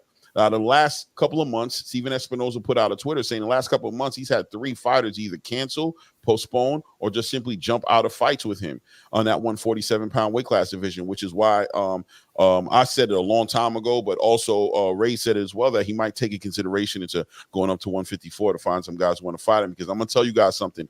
Activity is super important for these fighters. If they're not busy, they lose. They get more hurt in the gym. They're coming into the ring, different fighters. Every time you see them, it's like a whole different fighter. It's like they've aged. A whole different fighter is in the ring the next time you see them. That's not the way it's supposed to look. You know, they're not building off the momentum that they're building. They're getting these victories and not building off that momentum and going to the next level. And you're not seeing their careers evolve into what they could be evolving into. Right. Mr. Big Play says, hold on, I missed you. Mr. Big Play. Does Devin go for the KO? There you go. Yeah, I think if he has it, he goes for it. I don't think he's going to be pressing it. But I think he takes it. He takes what if you give it to him, he's gonna take it for sure. Right. He should take it. We want him to take it. Beast LFC. Shout out Beast LFC. I've never seen you in here, brother. Appreciate you coming into the building. Welcome to the community. I don't know who Beast LFC. You know him? You laughing? You know something? No, I'm laughing. That's funny, man. Listen. Yeah. Devin gonna fold behind like a lawn chair. Oh, that's what you. Yeah, man. Yeah. Not too many people in here ready to. Let's see, Mr. Big Play. He doesn't have to go for the KO. Yeah, we know this already. Let me see, Mr. Cody Banks. Did Fanon intimidate you, Claymore Rain? No, he's never intimidated me, brother. In all honesty, I'm a gentleman type of dude. I'm not going to get into an argument, into a yelling over talking each other contest. If we can communicate and agree to disagree, if 2 points can coexist in the same space, we can build on boxing. But it was never a contest for me, and that's why I didn't treat it like one, and that's why it looked the way it did. But God bless that man. Hope everything works out for him. Ryan got that pop though. Haney must beware. That's a fact. Ordinary M. 100%. That's what Ryan's got to count on. But he has to understand with Devin Haney that he's gonna have to work to it. He can't come in the way he did with Tank, just coming in, just letting it rip. He's gonna get hurt doing it that way. He does have a pop, but he has to learn how to set his shots up. And with Devin Haney, that's gonna be easier said than done, right? Easier said than done. But he does need to figure out. Him and James need to get to the plan and find a strategy, and they need to find a way to set that up because that's really his only opportunity. I don't see him outpointing Devin Haney and taking a decision over Devin Haney. Can I say something before you go to the next one? Sure, go ahead, brother. Yeah, all day. I think Floyd is setting this man up. I think he's really setting up Ryan. If he's not setting him up, then this might be his last fight with Derek James if he doesn't win or doesn't perform well, and he has to keep correcting him. You know, Derek James can only do but so much for a fighter, and sometimes if you're not going to listen and it's going to take 6 rounds like last time for you to finally get it, it's going to be a problem. Trainers don't want to do that. They want to get in there. They want you to perform the task that you've been working on.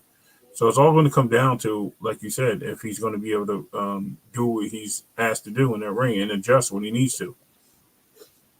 Mm-hmm. Definitely. I agree with you, man. And it's a big fight for Derek James as well. Big fight for him.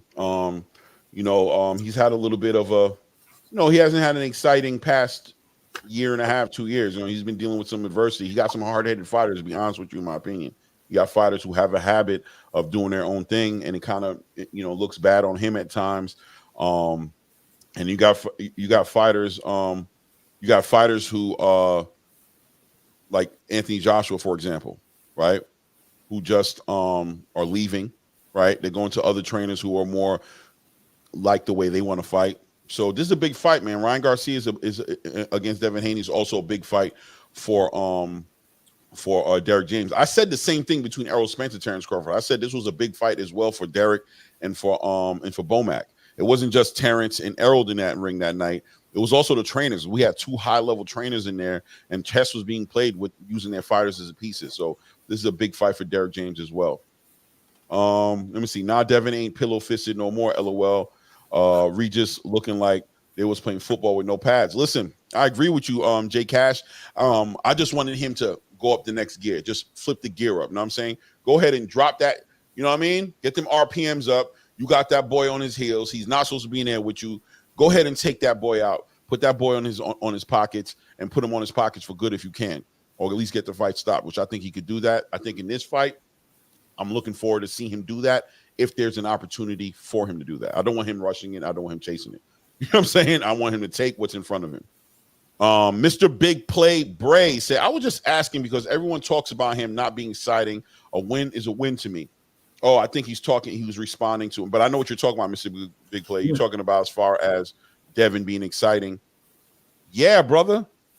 I just commented on it. I don't know if Ray wants to expand on it. Well, Ray, what do you think? I mean, I know you're not the type of person who cares about that kind of stuff so much. You do give credit to the skills that pay the bills, but also understanding and taking into consideration what it takes for him to be a big star. Do you think Devin should be pressing to, make this fight different from his other fights? As far as yes. Well, the opportunity presents itself like last time with Regis. He had multiple opportunities to make that a situation.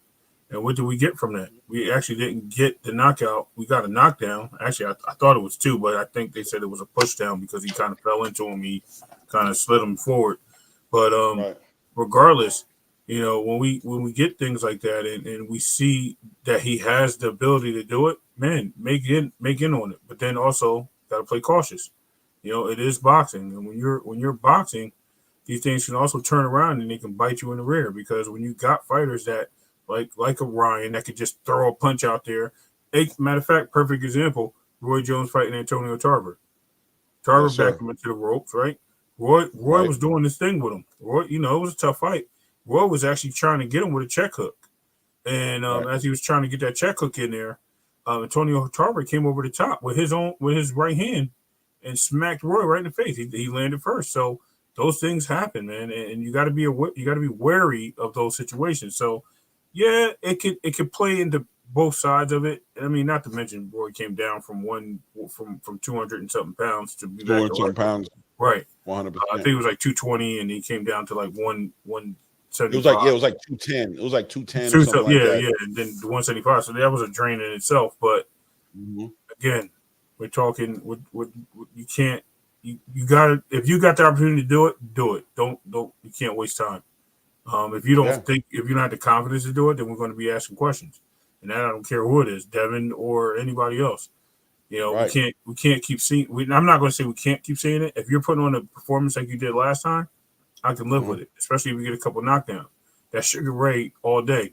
You know what I mean? Sugar Ray Leonard all day. I can live with that. But if I see you just sitting there and you're going to backpedal, and we're going to see another Ortiz type fight. You know, you're going to stab, jab, and then slide, and then stay away from every piece of action. I don't want to see that. Pause on that too. But I don't want to see that. You know what I mean? I don't want boring. Let's get in there and let's make it happen. Take a chance. Chances sometimes work out. Yeah, man. I couldn't agree with you more, Ray. That's definitely where I'm at with it at this point too, as well.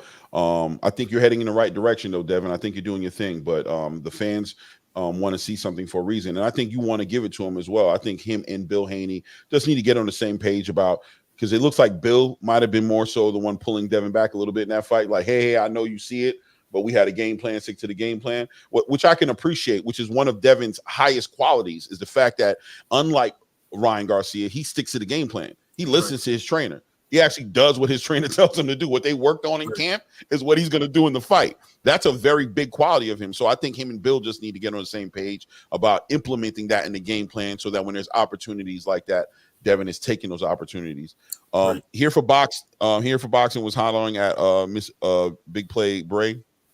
Mr. Big Play Bray. I hope I'm saying that right. No, Devin doesn't need to get knocked out. That's a rhetoric created by the people who hate him to keep him in the goal, to keep moving the goalposts on his performance. All he needs to do is win and look good. I agree with you here for boxing 100%. It's definitely been created by the people who hate him. They try to take away from his accomplishments by saying that he's not an exciting fighter and that he's not knocking people out. But I question as to whether or not he does need to start taking some risk and becoming a little bit more exciting for his brand, so that, you know, just his value that he's trying to build up with the fights. But I agree with you 100%. That's true. Where it comes from, the complaints, where it's coming from, is that narrative that people who hate him have been putting out there. I agree with you on that. Big Dre said, I said that after the Loma and the Regis fight, he's getting better. 100%, Big Dre, and we're going to keep on saying it, because at the end of the day, these fighters need to become more active. And one thing Devin Haney has over everybody else who he's fighting over right now is he's a little bit more active than everybody else. He's focused on it. He's making big fights. He's going for the best that he can get, because sometimes the best out there that we want to see him fight, he can't get because they don't want to fight him for whatever reason. They don't want to fight him, but whatever's available for him, he takes advantage of it. He stays busy. I appreciate you here for boxing, for acknowledging me taking the high road. I really do appreciate that. I try to, man. I got kids who watch. I got a son who watches these videos, and I don't need him seeing me yelling back and forth and wilding all out on the internet like this is some sort of a soap opera. So I appreciate you acknowledging that. Jay Cash, the Money Man, says Derek James can only do so much. Fight a guy to get in there and fight. That is true. That is true. Right, Ray? I mean, ain't too much to say after that. Right. Yeah. J. Cass, the Bunny Man, says Bomac gave his fighter the better plan. People try to give him flack because he's a heavy set brother. That's true. They did trying to knock him down, call him fat boy. And then J. Cash also said, right, Devin needs to kick it up to 10,000 RPMs. Yeah, man. Where once again, I want to emphasize where it's available. You know what I'm saying? I don't want him going in there and become Mr. Take a Risk all over the place, man, and get himself clipped for no reason. But where there's opportunities, you know, definitely make that happen. Devin gonna like the fireworks fight. And Ray, Big Dre, Claymore, you said it before. He should take advantage of the opportunity in front of him, possibly putting someone down 100%. And then Ordinary M says they even continue the same narrative that Dev needs to do to KO Ryan. How many have KO'd Ryan? Shake my head. That's true. That's true. But that being said, Ordinary, if he does KO Ryan, what does that say? Right? Taking that into consideration. Ray, are you still there? Or I know you're still there because I was definitely about to hop on to the next. Yeah, no, I'm here. I'm here.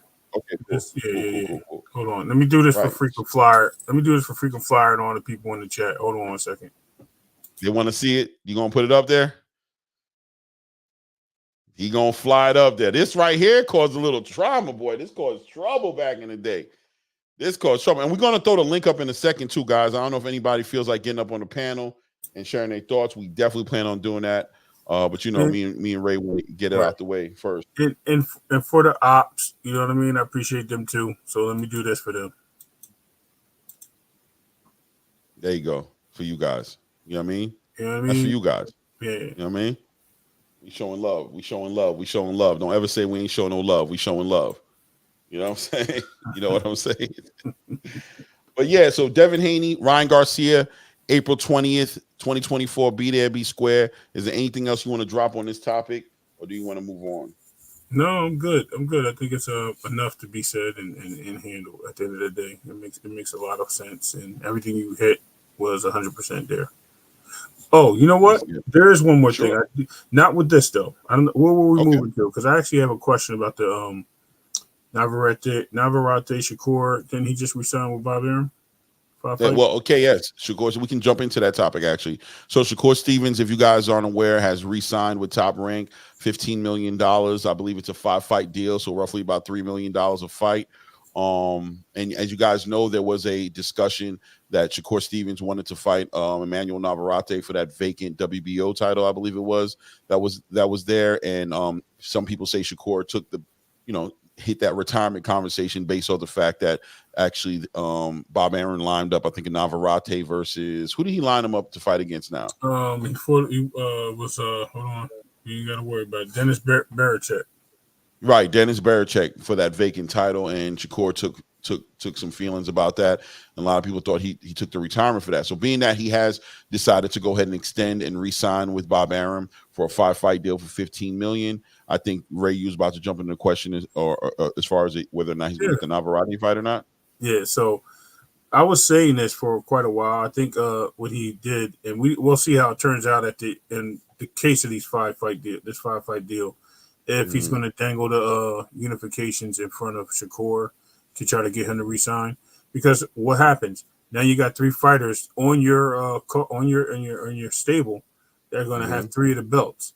So now for Shakur to go somewhere else and take it to another network, it's just going to make the fights harder for him to claim undisputed. So if he can get those 3 belts within 5 fights, guess what? Then he can move on and go for the other one. I think Bob is seeing something in the patterns. Maybe Tank is moving up. Maybe Tank's holding on to his belt or eventually retires, because he said he only had a few more fights in him, and he wants to fight Shakur. So maybe they make that happen, and that'd be a big unification. Who wins at the end of it? I mean, a lot of people believe Tank. I can say it can go either way. I mean, styles make fights, and like I said, Shakur would be one of those fighters that make Tank go in his tool bag as well. And we'll get to see the best of them, I hope. It can be, like I said, it can be interesting. And we'll actually have a shot, if that does happen, for the first five belt era undisputed champion, if we include the IBO in that conversation, if this does happen. So let's just let's just see how this moves and see how it works out, because at the end of the sunset, we will see somebody with all these belts again at 135. I agree with you once again, Ray. You're on the roll today, Ray. Usually I'm usually mad at something you said.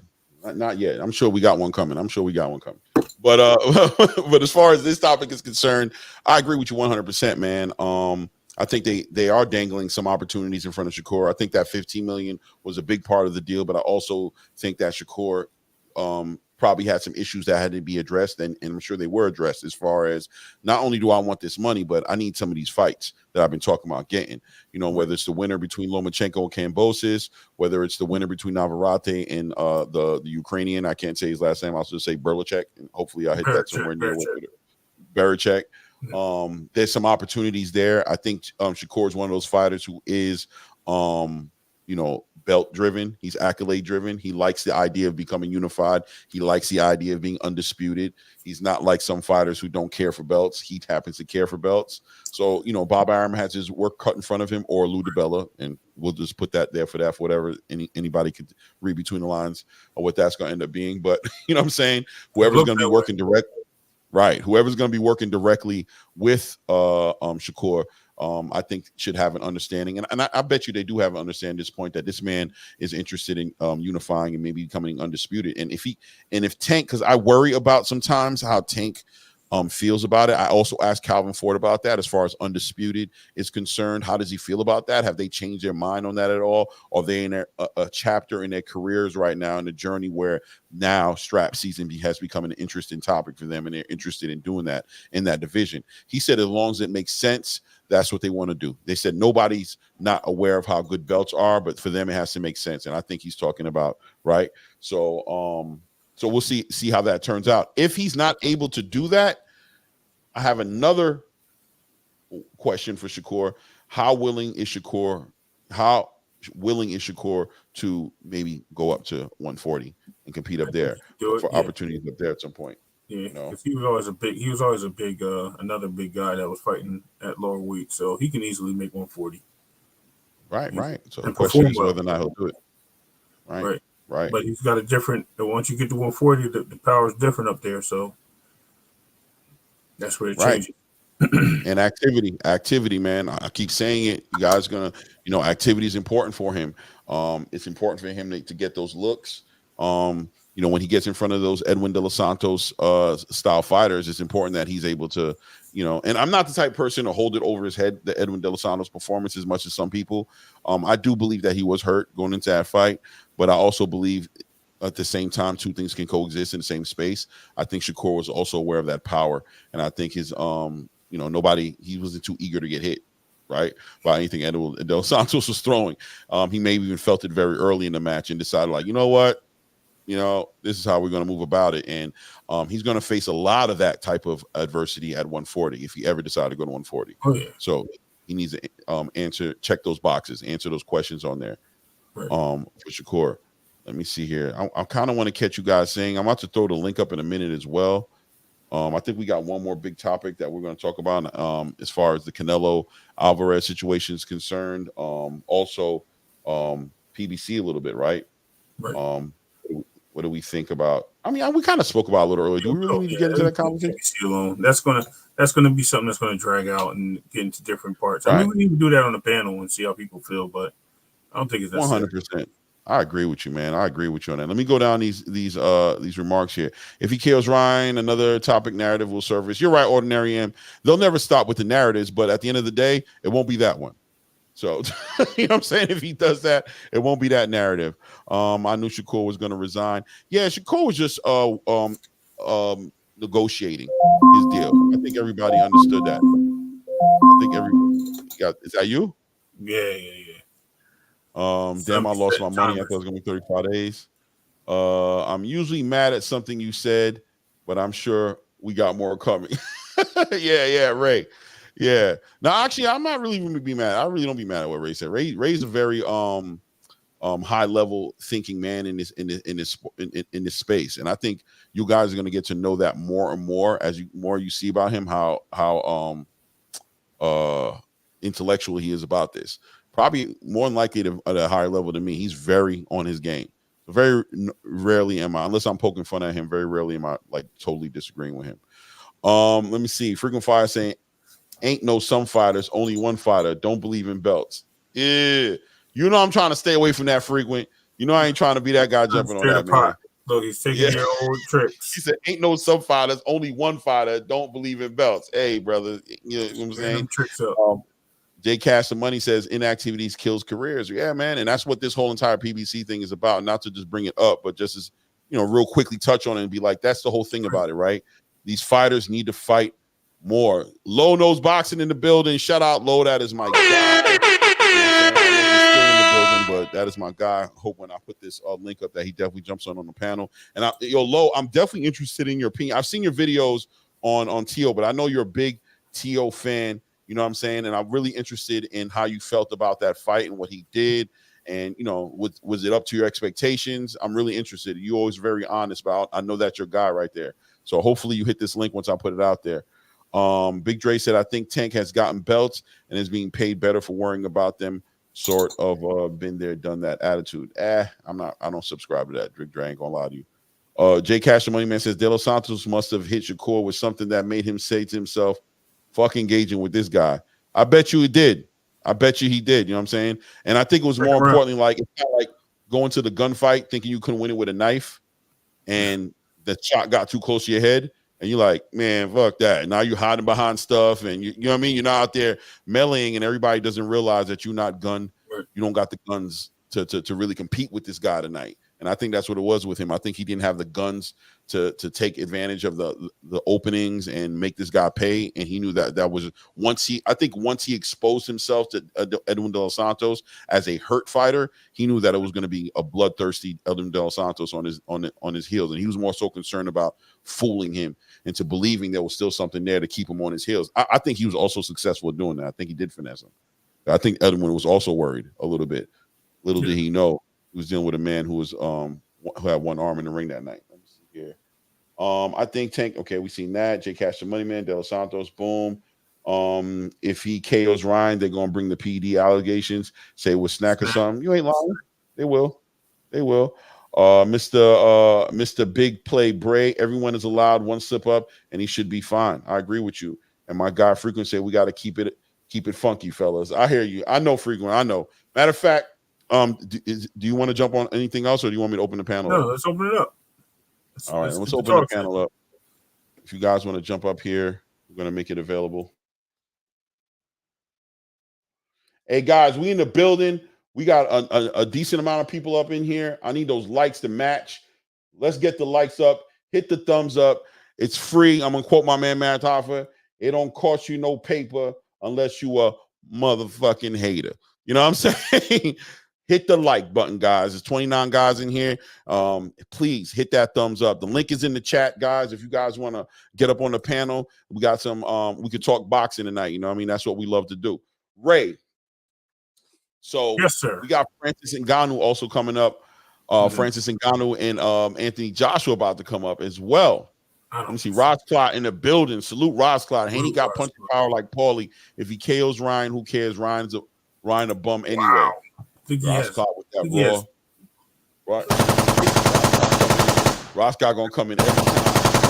That's how he comes in the building. He got power like Paulie Malignaggi? Nah, man. When he comes in the building, that's how he's coming in. You got the sheetrock falling on our head right now because he done walked up in the party and shot the ceiling up. Everybody like, all right, Ron Scott, chill, put it away, bro. Somebody get this man a drink. Somebody get this man a drink and get that gun out of his hand. I heard him the other day on Blood Channel, man. I was like, wow, yo, he got some skills, man. That's a guy. He gets busy. Yeah, he do. He a passionate speaker, and he backs it up with that dude, man. Much respect. Yeah, for sure, man. But back to Anthony Joshua and Francis Ngannou. Mm-hmm. That's coming up March 8th, guys. If you guys aren't aware, you know, it's obviously going to be in Saudi, Riyadh. And on that same card, we've got Joseph Parker, and he's going to be fighting Zhang Lang. That's a big fight too. That's a nice fight. I mean, right. That's a cool. Because Zhang stay in the ring and he throw those hands, bro. I mean, Zhang a big contender in the conversation between Tyson Fury, Alexander Usyk, Anthony Joshua. He's in that conversation with those guys. Right. You know what I mean? Philip Hergovich. You know what I mean? those guys are in that conversation. But give me your thoughts at this point. Francis Ngannou coming to this fight 0-1, but a very, very good 0-1 because he got that 0-1 against potentially the best heavyweight in the world in Tyson Fury, sat Tyson Fury down on his pockets, showed boxing skills that people weren't expecting from this man. Although there is a consensus out there that possibly Tyson Fury didn't take the fight as seriously as he should have taken the fight, right? But still, regardless, I think as boxing fans and people who love boxing, I think you'd agree we saw skills there. Francis Ngannou did show some skills. Switch hitting in there, everything. Right. What do we always say about fighters? Rather than make excuses, right? Or you should have, could have, would have, right? You got in those ropes. Guess what? Too late. It is what it is. I don't want to hear it. So this is going to be Ngannou and AJ is going to be a great fight because they're both. I actually think Ngannou wins this fight. Wow, I really do, because I think he stays steady enough to use his ability, his power. He doesn't know anything about power. He's a brawler. You know, he's coming in as a brawler because he doesn't know. He's learning boxing, but he came from a sport of kickboxing and MMA where he had to learn. You know what I mean? Where he had to learn those things. So now he's actually just staying with his hands. So he's going to have to brawl to keep AJ off him.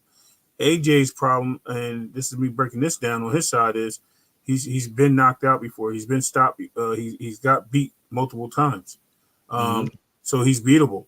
Ngannou, we knew it was a crazy fight, and yes, he might have got outboxed, but do you see the same type of skill set in AJ that you see in Fury? No, absolutely not, because he's also a knockout fighter, but he can box, but he's not that type of fighter where I have to respect this guy. Now, if he comes in a little heavy and he displays some things where he can lean on him and use some power, he might. AJ can pull it off, but I just think that Ngannou's going to actually try to pull off the upset here. And I think he might just very well do it. Now, this is the second upset I done called already, right? And the first one that did happen didn't happen. Right. I mean, it happened, but it didn't happen. Right. Exactly. Right. Like it did happen, but on paper, it looks like it didn't happen.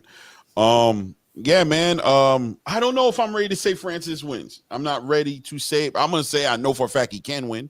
I think the space has been very, very unfair to. Well, I'm not going to say unfair. I think it's fair because at the end of the day, you're 0-1.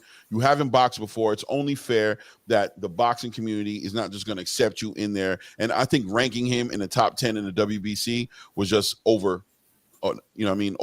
It was an overstep. That kind of that puts the pressure on Francis now to where it's like, oh, now he's a top 10 fighter. And I don't think he's a top 10 fighter. I just don't. I don't think he's done enough to be a top 10 fighter. No. At the heavyweight division, do we really have the superstars that we had of yesteryear? We don't. Right. So why not? He's a big name, and with heavyweight fights, you have big names. That's all you have. You don't have the superstar that you had in the 90s and in the early 2000s going up. It's a changed game. Like heavyweight is heavyweight. We always want to see those guys because you're either going to see somebody getting really floored, or you see big, one of these big giant monsters.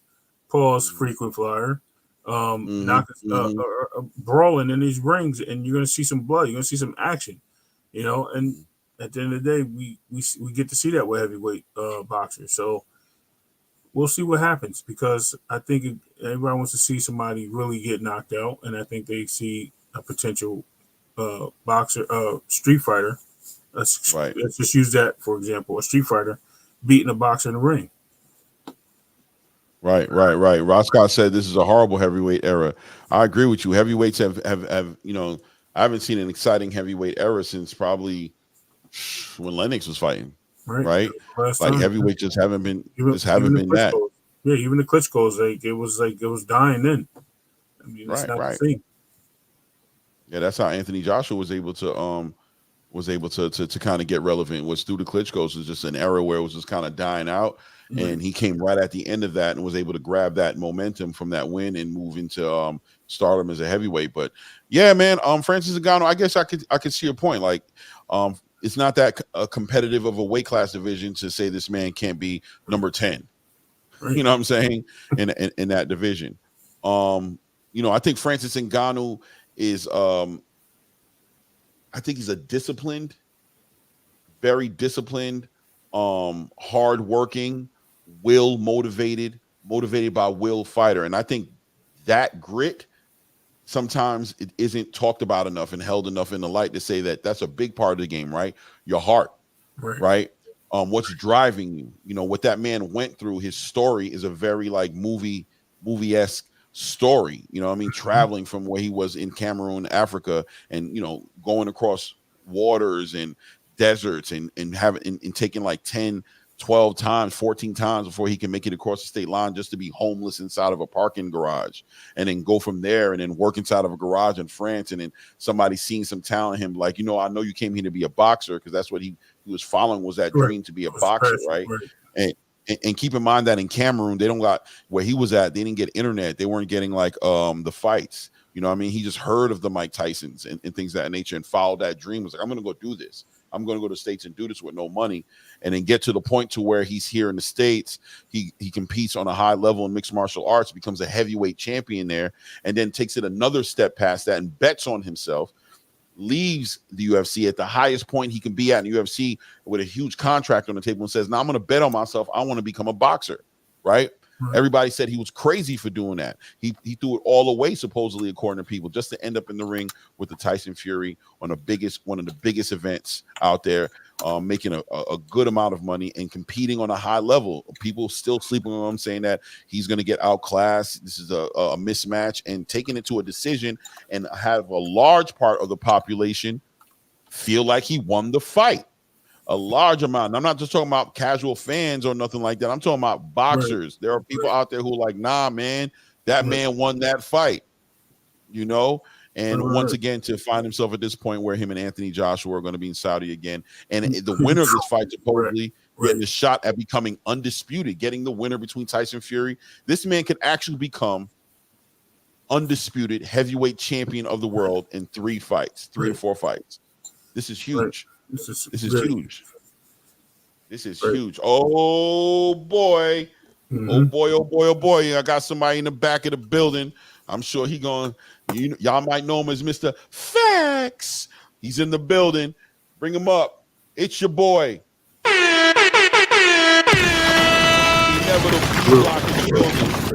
Always love, brother. Always love, brother. Salute, salute, salute. How you feeling this evening? Man, you already know I appreciate y'all, man. I hit that like button, hit that subscribe button. We already know what's up, man. One of the hottest podcasts out here at this time of day. You know what we got. We got to conquer, and we ain't going to get conquered. It's inevitable. It's D-Block, D-Town, D-City, D-Ville, Baltimore. Thanks! Peace. Let's get it. Man, what's on your mind, brother? Whatever you want to talk about, please bring it up. Let's talk about the Zone and Matias. The Zone and Matias. Okay. It's another departure for PBC to let go of another fighter. He doesn't want to be there. Do we see the crumbles? Do we see that PBC has shown their weakness? Because we know that Espinosa's there, and he's trying to manage PBC to a certain degree. Because we know that the Amazon Prime is just there to show and use all their cameras, but it's you to produce everything. So do we see that PBC, maybe the fighters aren't really there feeling it now? The new generation, non-Al Heyman thanking guys? I mean, can we see the departure of PBC with boxing? And one more thing, if it's okay with you guys. Talk about it, man. With this, do you see Tank Davis? We hear the rumors. We hear the talks on Twitter. We're on there. Everybody's hearing everything because we love boxing. Do you see even Tank Davis talking to Eddie Hearn? Or, you don't know to even mention to talk. And LRB's always had that hate with the Zone. We know PBC, how they feel. If they were right in their mind, they would have gone to the Zone and they would have been the greatest boxing culmination of boxers in there. And we would have loved it. But they didn't want to give us that. They want to be greedy. They feel like they own boxing. It's not like that. We've seen plenty of companies leave them, big companies, because they don't believe in their brand. So that's the question for tonight, if I can ask you that. Is PBC in trouble? Because the schedule's not even out with Prime. It's not out. That you don't see like the Zone or ESPN. There's actual fights getting made, and they're established what cities are going to be meant for those boxing matches, and what event, what time, and stuff like that. Where are we with PBC? Man, I don't know if Ray wants to jump into it. Let me go first, because Ray's going to give the best. Trust me. No, I'm stepping off. I don't want to touch on this again. You don't want to touch on this? Yeah, I will. Right, I will. I'm going to say like this, right? I'm going to say like this. One thing I think has shown with PBC in the past month, I'm going to say specifically month, because I won't even count January, right? I'm going to say January. January was a month where I'm like, maybe they're working things out, and I'm going to give them the space to do that. But I'm going to say since the beginning of February, and I'm going to say more so since the announcement of this March 30th card and the way they kicked off this card, to me, it said, that's when the flags went up for me. That's when it became, okay, all right, well, you played your first card, and that's not the card you guys said you were going to play. You guys said you guys had us believing something else was going to happen, and that didn't happen. And it made me start questioning what's going on in the background. Then you start hearing rumors about guarantees not being in the escrow accounts as promised for certain fighters, the stars, the Canelo Alvarez's, the Gervonta Tank Davis's, the Terrence Crawfords, whatever have you, Errol Spence, whoever the big stars are. You started hearing rumors about how the structuring of the deal didn't involve a budget that would give them the space to go ahead and drop these guaranteed pays into these escrow accounts. And what it said to me was, PBC has a lot more responsibility and a lot more work to do before we can walk away feeling like this thing is put together the way it's supposed to be put together. And I think that they might be kind of like winging it a little bit, kind of taking it day by day, event by event, and they're trying to build at the same time, keep fighters that they want to keep in there. And I think they're having to balance that. And I think we're seeing that. We're seeing them balancing that with, balancing the budget, balancing the growth of their company, balancing the marketing, the production, at the same time, trying to appease their fighters. I'll say that. And I'll leave it at that point. I'm going to give one more point, and maybe if we could be real with it, because at the end of the day, we know that PBC, they gave us fights last year, and we know that it was too late. It was too late. They gave everything, all they had, and Showtime still wasn't happy. You know what I mean? They did great with Ryan Garcia versus Tank Davis. They did great with Canelo fighting, Charlo. They did good numbers. They did great with Errol Spence and Crawford. It wasn't a million pay-per-view buys, but they still gave us everything that they could. Benavidez versus Plant. You could say all these fights in the whole year, but it was over. It was done. Mm-hmm. Showtime is done. Espinosa is gone. Like, PBC gave you everything they had, and Showtime doesn't want to re-pick you up. Wow, if you do this for us every year, because before that you were giving us shit, like, we can make this happen. But it looked like Showtime was like, nah, you only did this once out of all this time we had you.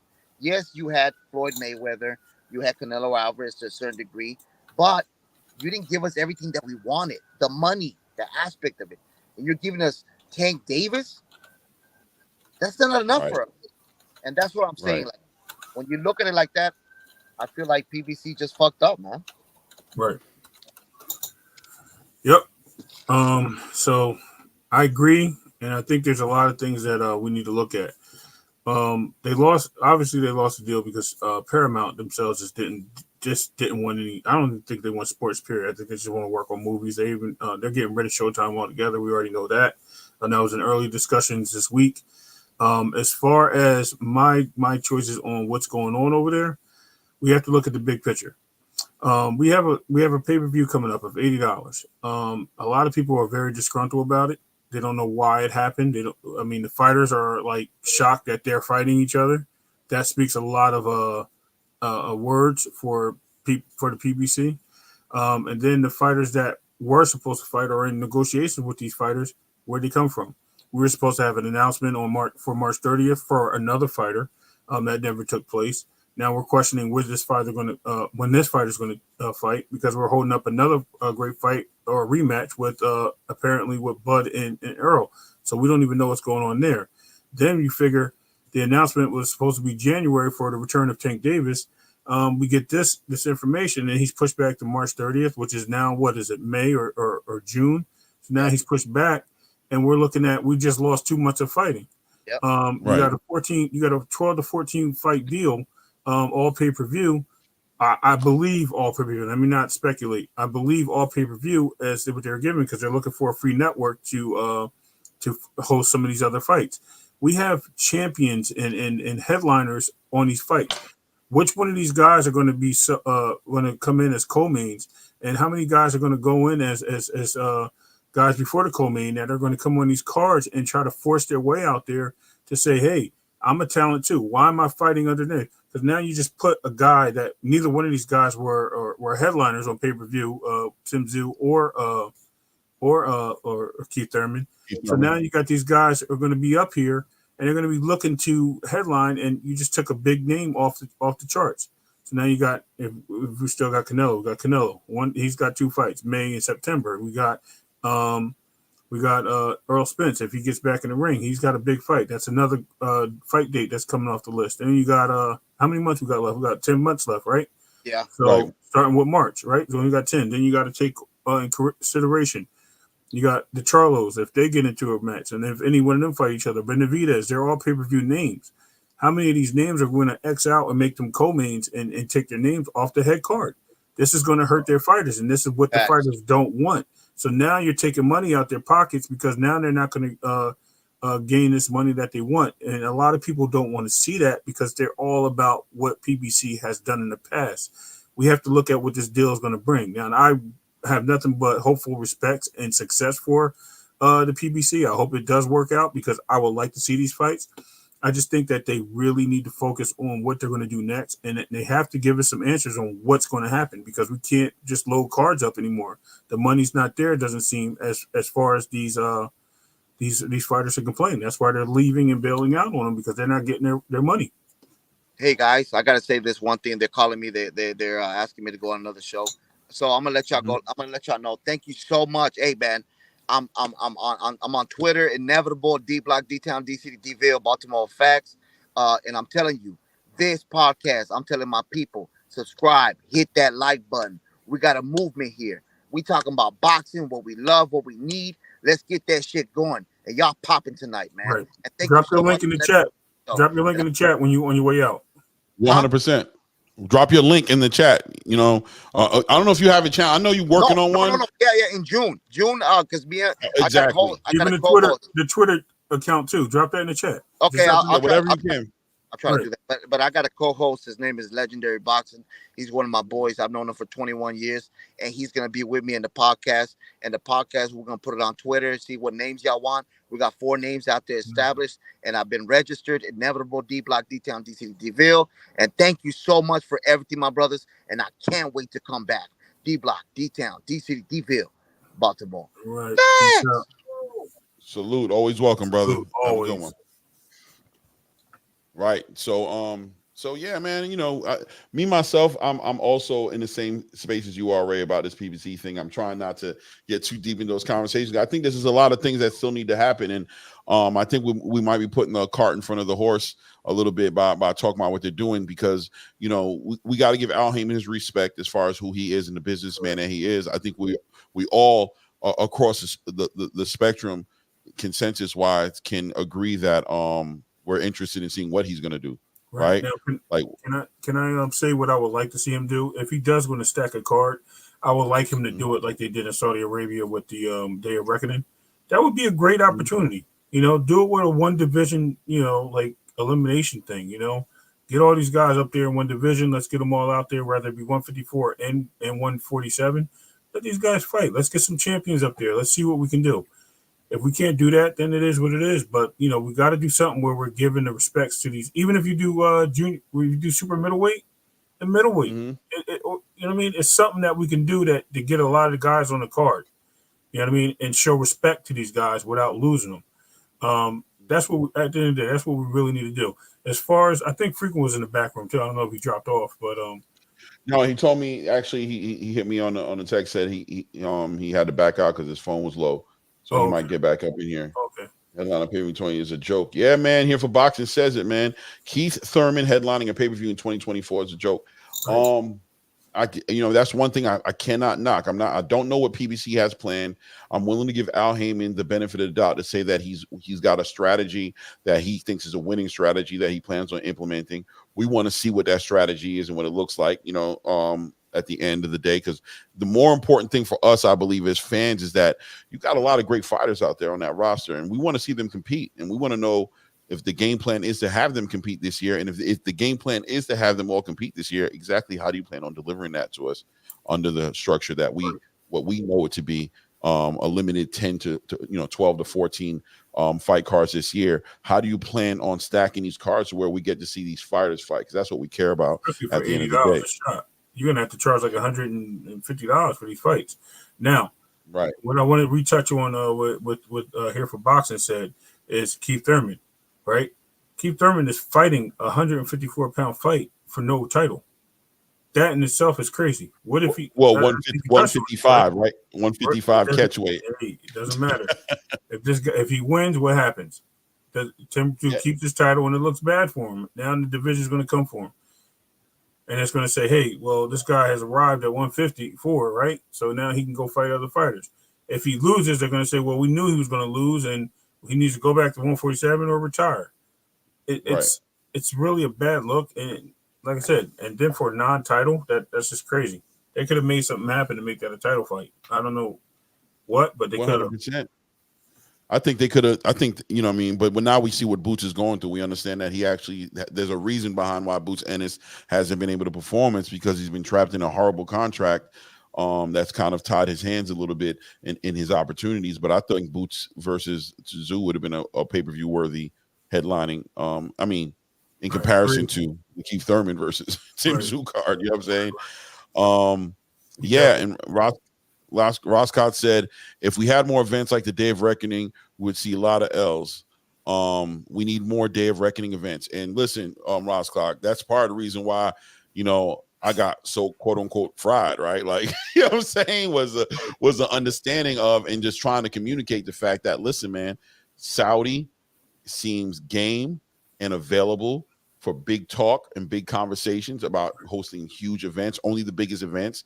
They're not talking about, like, I'm gonna tell you straight up, as far as PBC's like mid to lower roster, that's PBC's responsibility. Saudi's not interested in that. But as far as the biggest fights out there, Terrence Crawford, Canelo Alvarez, David Benavidez, Canelo Alvarez, Boots Ennis, unifying or fighting, you know what I'm saying? Like these big fights, Gervonta Tank Davis and Devin Haney, you know what I'm saying? The big fights out there, they're very interested in facilitating those fights are happening. And I think when you look across the space right now, when you look at what PBC is potentially going through right now, as far as what the conversation is out there, money being the topic, we've got some money out there who's willing to throw it around for the sake of the history of boxing, for the legacy of boxing.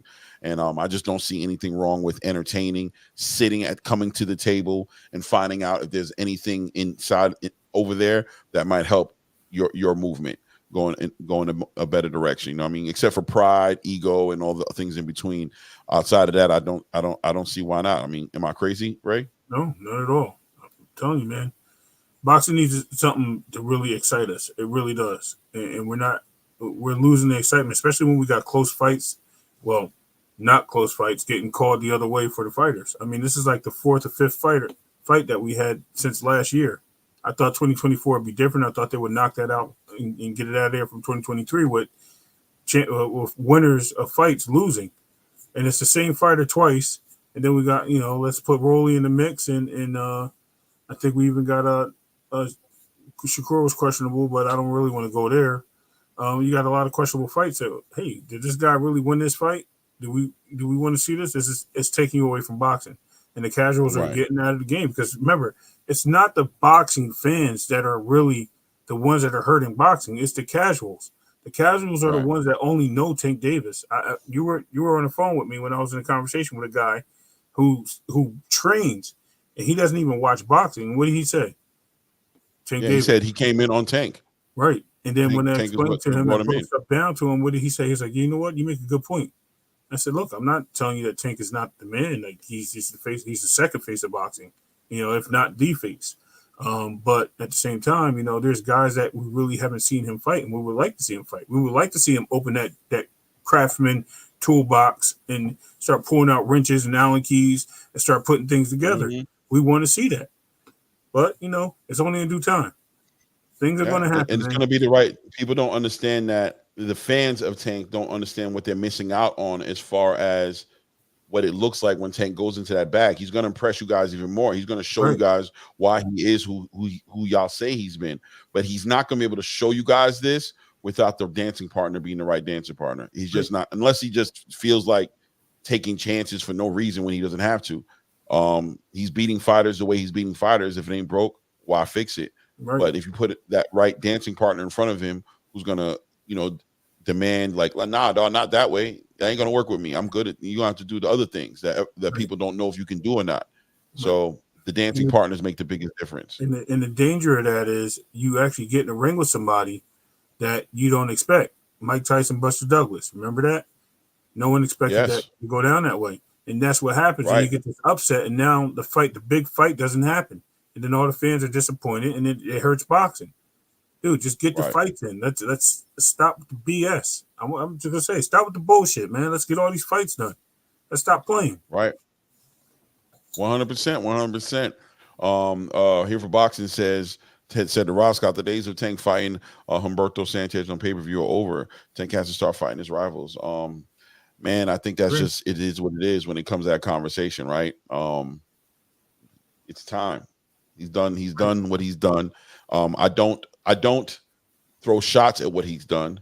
I know a lot of fans would like to paint the narrative that by us asking him to fight great fighters that we're discounting any great fighter he may have fought in the past. His past is his past, his accomplishments is his accomplishments, but he's not done either, right? And we don't want to see him fighting those guys again when there's so many new guys he could be fighting, you know what I'm saying? With new competition and new generational talent in front of him. We don't want to start seeing fighters that are just reminding us of fighters he fought back in the day. That just seems like a waste of time for everybody. And especially when you're charging us for it. You know what I mean? If it's not for free, and you charge, especially when you're saying, give me your money, when you want my money. Oh, listen, man.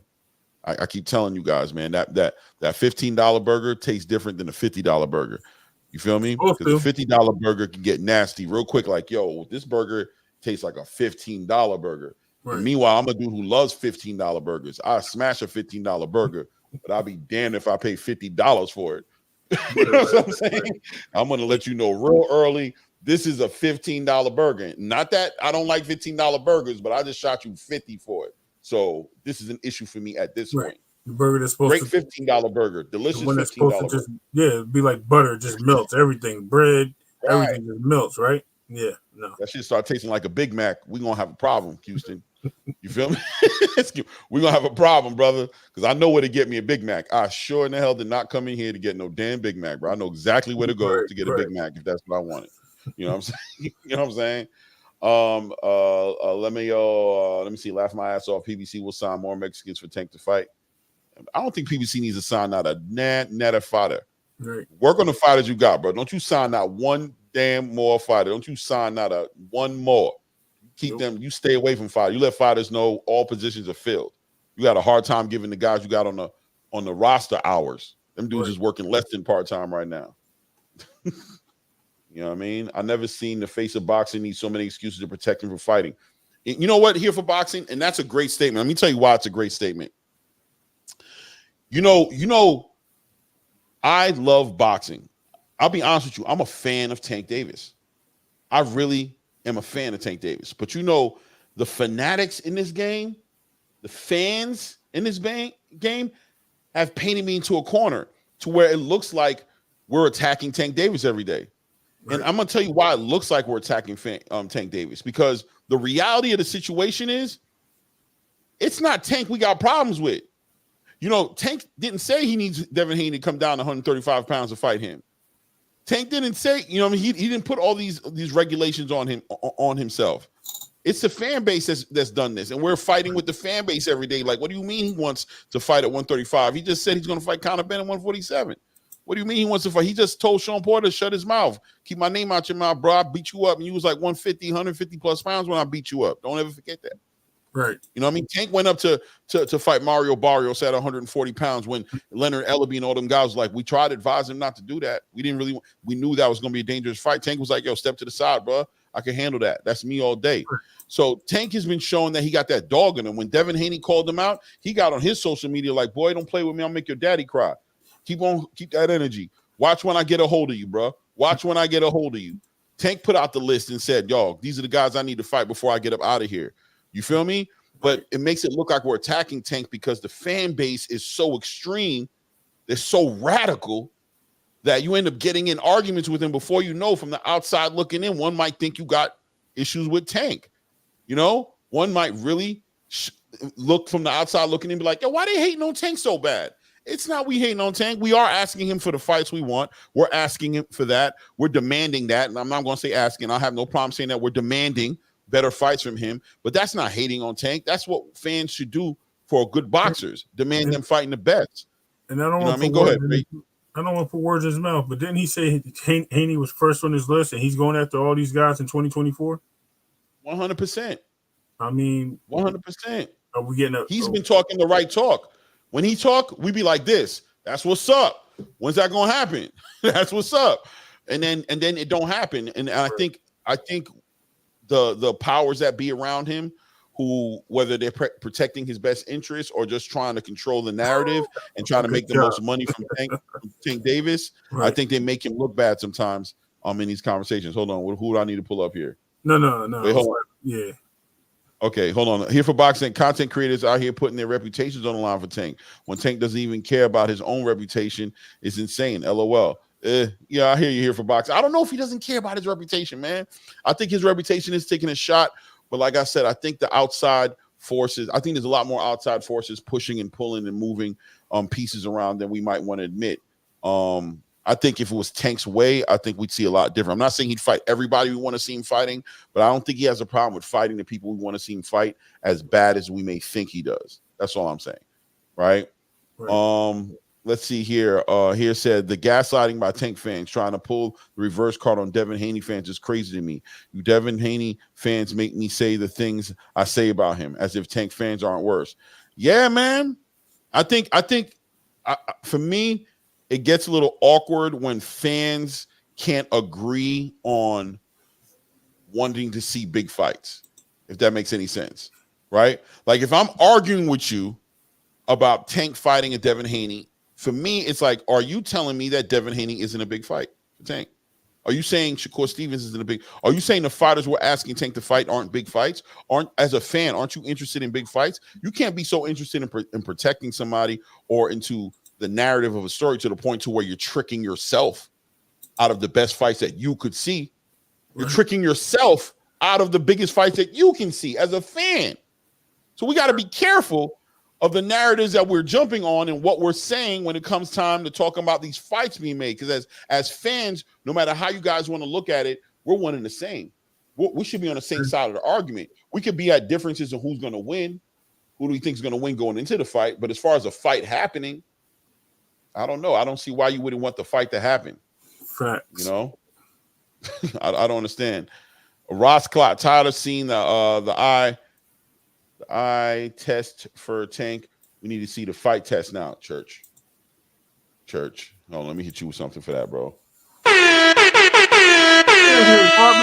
Salute. Not have it. I said we will not have it. Oh. I hear you, brother. I will refrain from saying names on this platform, but it's crazy, man. You special here for boxing. You special. I'm not going to even feed into that. Did you see what he said?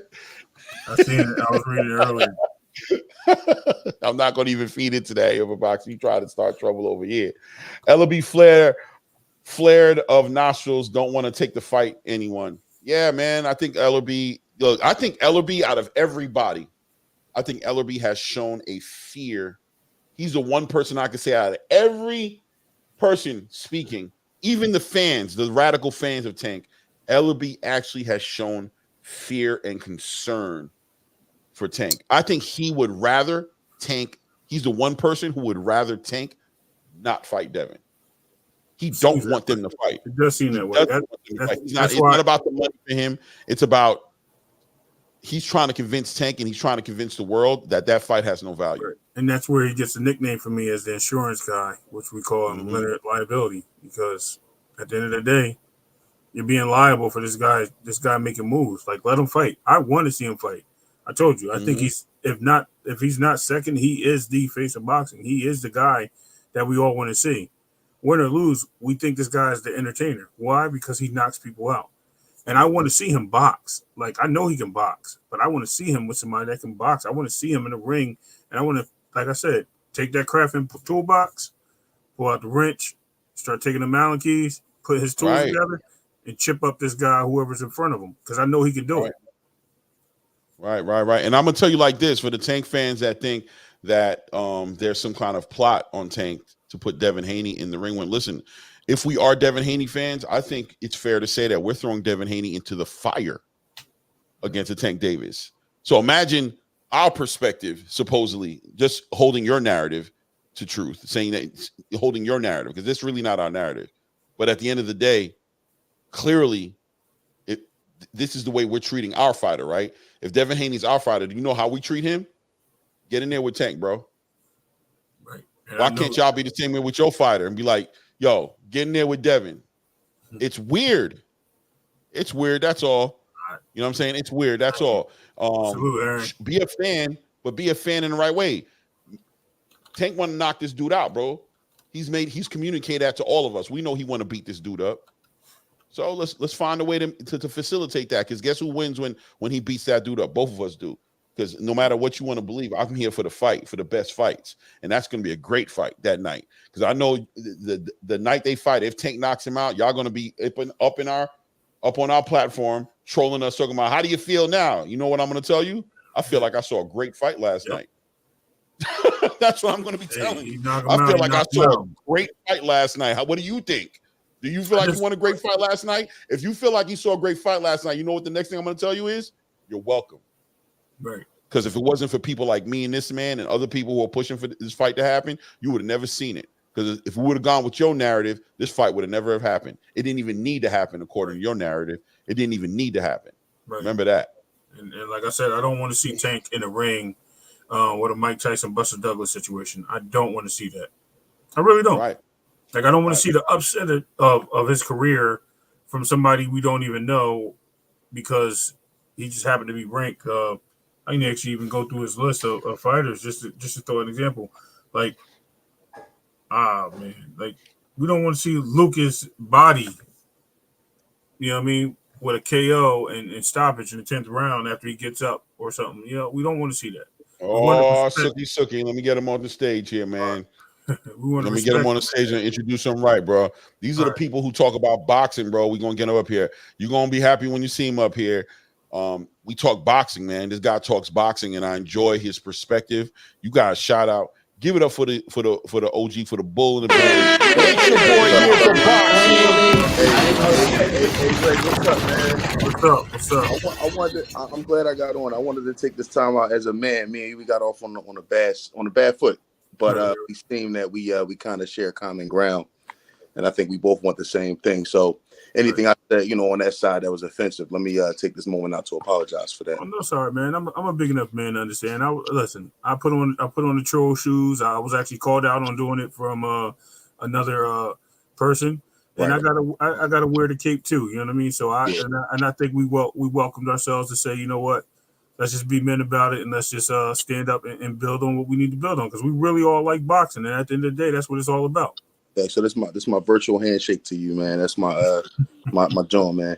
But yo, I want to ask y'all what y'all think about this whole thing. I seen a video earlier, and now the new thing is, if you want to fight a particular fighter, you have to be nice and be respectful of that fighter and hope that they'll fight you because you've been a gentleman about it. I'm like, what era of boxing is this?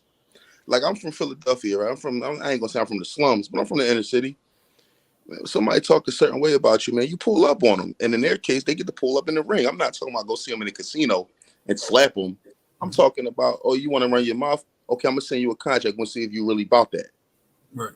And it's not about helping him on the business side and doing business with him and making money. No, this is the fight business. And this just seems like the latest attempt to kill the fight. Oh, you're not nice to things, so you're not getting the fight. I'm like, come on, man. Y'all killing me with this now. Because where I'm from, if you want to fight, 100%. Where I'm from, if you want to fight, all you got to do is say something bad about me. Yes. That's the way to get a fight. The way to get the fight, it's a show me you want to fight, because fight ain't never been a nice thing. You know, I remember, you know, I'll take it back to this Mike Tyson, Lennox Lewis. You know what I mean? Mike said, I want to eat you. I want your kid to cry, bro. Yeah. I want to eat you. You know what I'm saying? He said crazy stuff, and then he put it on a lot. You know what I'm saying? At the end of his statement. And after the fight, they exchanged pleasantries, and you know they've been cool since then. But in the meantime, you got to sell that and build that. And sometimes it ain't even about selling; it's just how you feel about your opposition. I can respect you, and not respect you at the same time. If you know what I mean? Right. Like 100%. Do, but I respect what you do. But I'm here to see what's up. I want to know what's up with it. That's it. And it went from Devin being pillow fisted and chinny and this and that, and now he's too big and he's a weight bully. He should be a 168. I'm like, yo, what happened? I'm like, man, the excuses just went crazy. Right. So I do remember when Regis Prograde and Devin Haney were having their press conference. Regis said, "Dog, it's all good, man. I don't got no problem with the Haneys, but right now, man, fuck the Haneys." You know what I'm saying? Fuck everybody who love the Haneys. Like straight up. And it made for good boxing. Right. Period. It gave a good storyline, if nothing else. If the fight wasn't that great, the storyline was okay. I'm trying to keep what I'm doing off camera, man. Are you good? No, I appreciate that. But I see you. Nah, but yo, man, nice stuff going on, though, man. No, you having a good time, man. Listen, you chilling. It's the middle of the evening. You ain't got nowhere to go. The kids are probably at bed. Everybody where they supposed to be. Boxes is all checked. You about to let your head down, bro. I like what Barbara D just said. I like it. You know what? She has a good point. She said that's exactly why Devin is not getting that fight. He was nice to Kambosos. He was nice to Loma. Why not be nice to Tank? But he wasn't sometimes he shoved Loma. Well, he shoved Loma. He shoved Loma hard, and I didn't like how he shoved Loma. And I think he even got more money. Or Loma actually, who got more money? I think Loma got more money from. No, he got more money from Loma for the Loma fight. So he actually cut some of the money out of Loma before they made that fight. So, but I'm going to tell you straight up though, Kambosos, Loma, Tank, 3 different fighters. Tank, if Tank, you know what I'm saying? Sometimes you got to do those kind of. I remember when Sean Porter went to go get the fight with Keith Thurman. I think it was. Was it Keith Thurman? Or was it Danny Garcia? It might have been Danny Garcia. It was with Danny Garcia for that WBC title, right? Before Danny for that. Sean Porter. Sean Porter. Right. Yep. Sean had to jump out of character a little bit, go to one of the press conferences where Danny was talking, like, "Yo, dog, stop playing with me, man. We supposed to be fighting, man, and you trying to play with me, dog. I'm not trying to do none of that." It looked crazy for me because I never seen Sean Porter come out his character like that with somebody. But that's just giving you an example towards like the way you saw Devin approach Kambosos or the way you saw him approach Lomachenko. It gets to a point to where if you feel like you've been chasing a fighter in a certain way in a long time and you feel like he's not trying to give you the opportunity, you start to want to tap on his nerves and see, okay, if you can't fight me off of boxing and off the competitiveness of boxing and showing who's the best, well then fight me because I'm talking about your mom, dog. Yeah, defend your mom. And nobody's saying, and Devin ain't doing what Shannon Bridges doing at Klitschko. Right. Middle of the ocean and eating his salad and pause. All I'm saying is you're a chump. I'm better than you, and I want to prove it in the ring. Well, until you learn how to talk to me, then we're not going to fight. I'm like, bro, what? That's like when your lady, like, until you know how to talk to me, you ain't going to see me tonight. Right. Like, what? What are we doing here? It's a boxing match, man. I think we're getting away from what boxing is. Again, social media is a good and bad thing. The good thing about social media is we get to see what the fighters are in and out of boxing. The bad thing about social media is we take away everything that boxing brings, and then we can't utilize it because these guys are doing it in a platform, but yet they're giving it only what their fans want to see. They're not giving all the fans. If you're a boxing fan, you see what it is. And as a boxing fan, you can actually go in there and dissect things and pull them apart and see exactly how you want the fights to go. Whether it's Devin or not, I just want to see the fight with Devin because I think Devin forces a challenge. I even think Shakur forces a challenge to Tank. I think multiple people have said it. So if he forces a challenge, let's see this guy at his best. That's what I want to see. Listen. I still think Tank has a large percentage of winning these fights. I think Devin's a little bit more of a challenge because of his range of distance, how he creates distance and range as he stays in the pocket, as opposed to Shakur, who likes to stay back, like fight off the back foot and move backwards. Yeah. But at the end of the day, they still pose a challenge due to the way they counter. I don't even think I even seen. Yeah, I have seen Tank come forward. I think with Barrows he even came forward. But he's capable of doing it and getting inside. So I would like to see his challenges. With Leo Santa Cruz too a little bit. Yeah, well, I'm talking about with like fighters of his size, of a little taller than him and showing size. Leo Santa Cruz is about the same size. So yeah, Devin so many angles that these guys don't present. Right. He can pivot off either foot. He can get in, get out. He can get his 1-2 off and back out. Barrios was throwing his and standing there. Leo was just standing there. When Leo got knocked out, it was 1-2, 1-2, and on the third one, boom. Devin ain't gonna do that. Same with Rolly. Rolly was actually doing very well with Tank until he got stupid. He got excited. He thought he had him. He got goofy, he got undisciplined, and he's a very limited fighter. So I mean, he only got so many things he can do. But he I'm not gonna say he set the blueprint. The blueprint would be a stupid thing to say, but he gave guys some hope that you can fight Tank a certain way. You just got to maul him. Mm-hmm. You maul Tank. There's some success. Great question. So are the fighters now with pros and cons in boxing better now than real-time information? I think real-time information always helps, but when I grew up in the 80s watching boxing. I didn't watch so much of the 70s. I was too young. But when I watched the 80s boxing, like these guys rolled up in the press conferences. We didn't see, the news when they spoke, when they got on Sports Center or they got in behind the news. That's when they called fighters out. They climbed into the ring. They called fighters out, just like Shakur did Devin. I'm not going to take that away from him. He got in that ring. Devin has gotten in the ring, but we haven't seen it. You know what I mean? And I'm going to put this on record too. For Devin to be ringside at Tank's fight, I was surprised he didn't climb in the ring. So that surprised me too. So at the end of the day, like I said, it's not a side I'm taking. It's a fight I want to see happen. And we don't have this no more. We don't have Hearns chasing Sugar Ray. We don't have Sugar Ray demanding the rematch and getting it within a certain amount of time. We don't have Hagler has been, Hagler's called Sugar Ray out for 6 years. The man went to retirement, then came back, fought, retired again, and then came back a year later. And then fought Hagler. I mean, I think it took 7 to 8 years for this fight to take place. And it took place at a middleweight where this guy was a welterweight, and he's been calling him out ever since.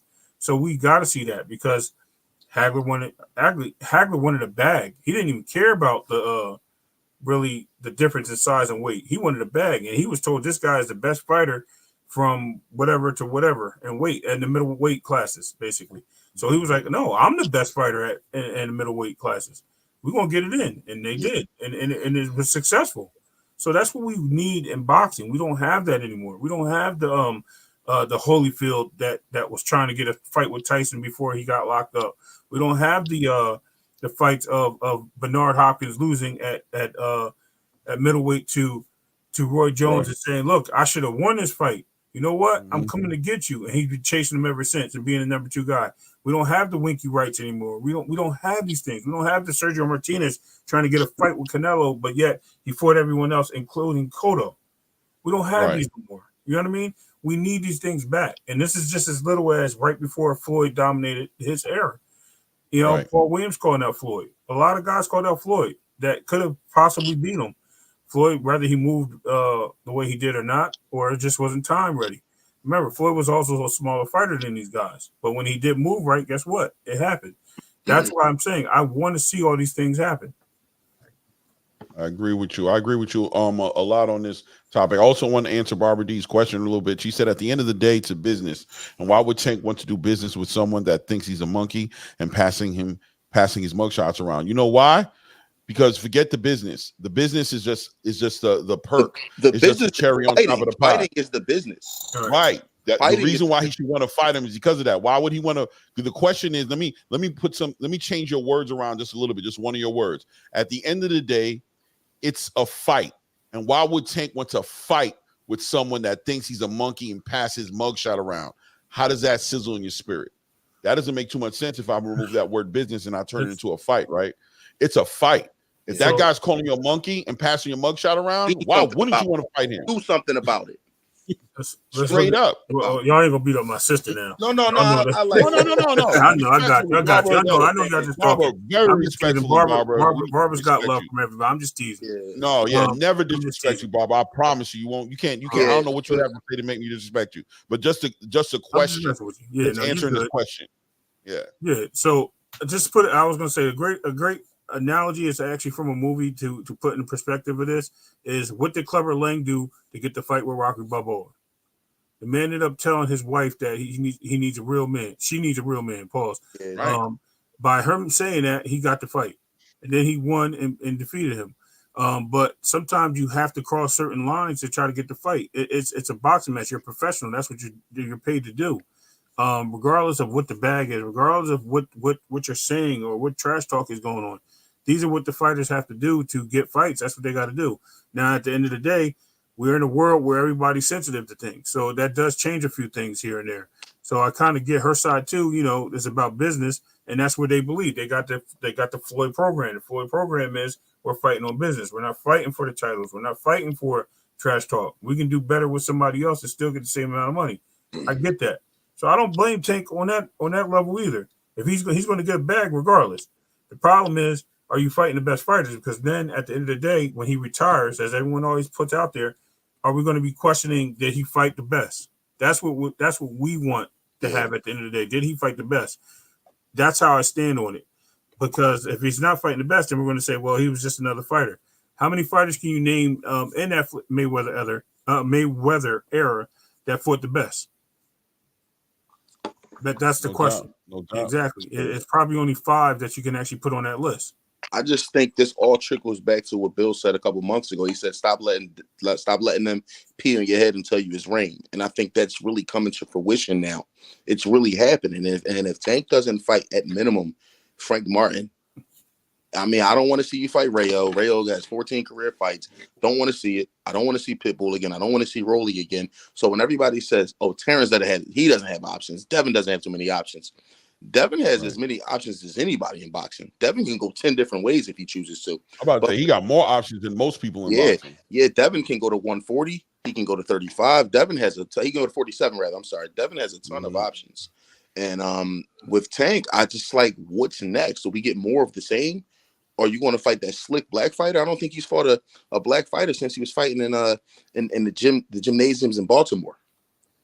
I don't think he's fought a black fighter since like 2013. At some point, you have to step up in competition and get competition in Shakur.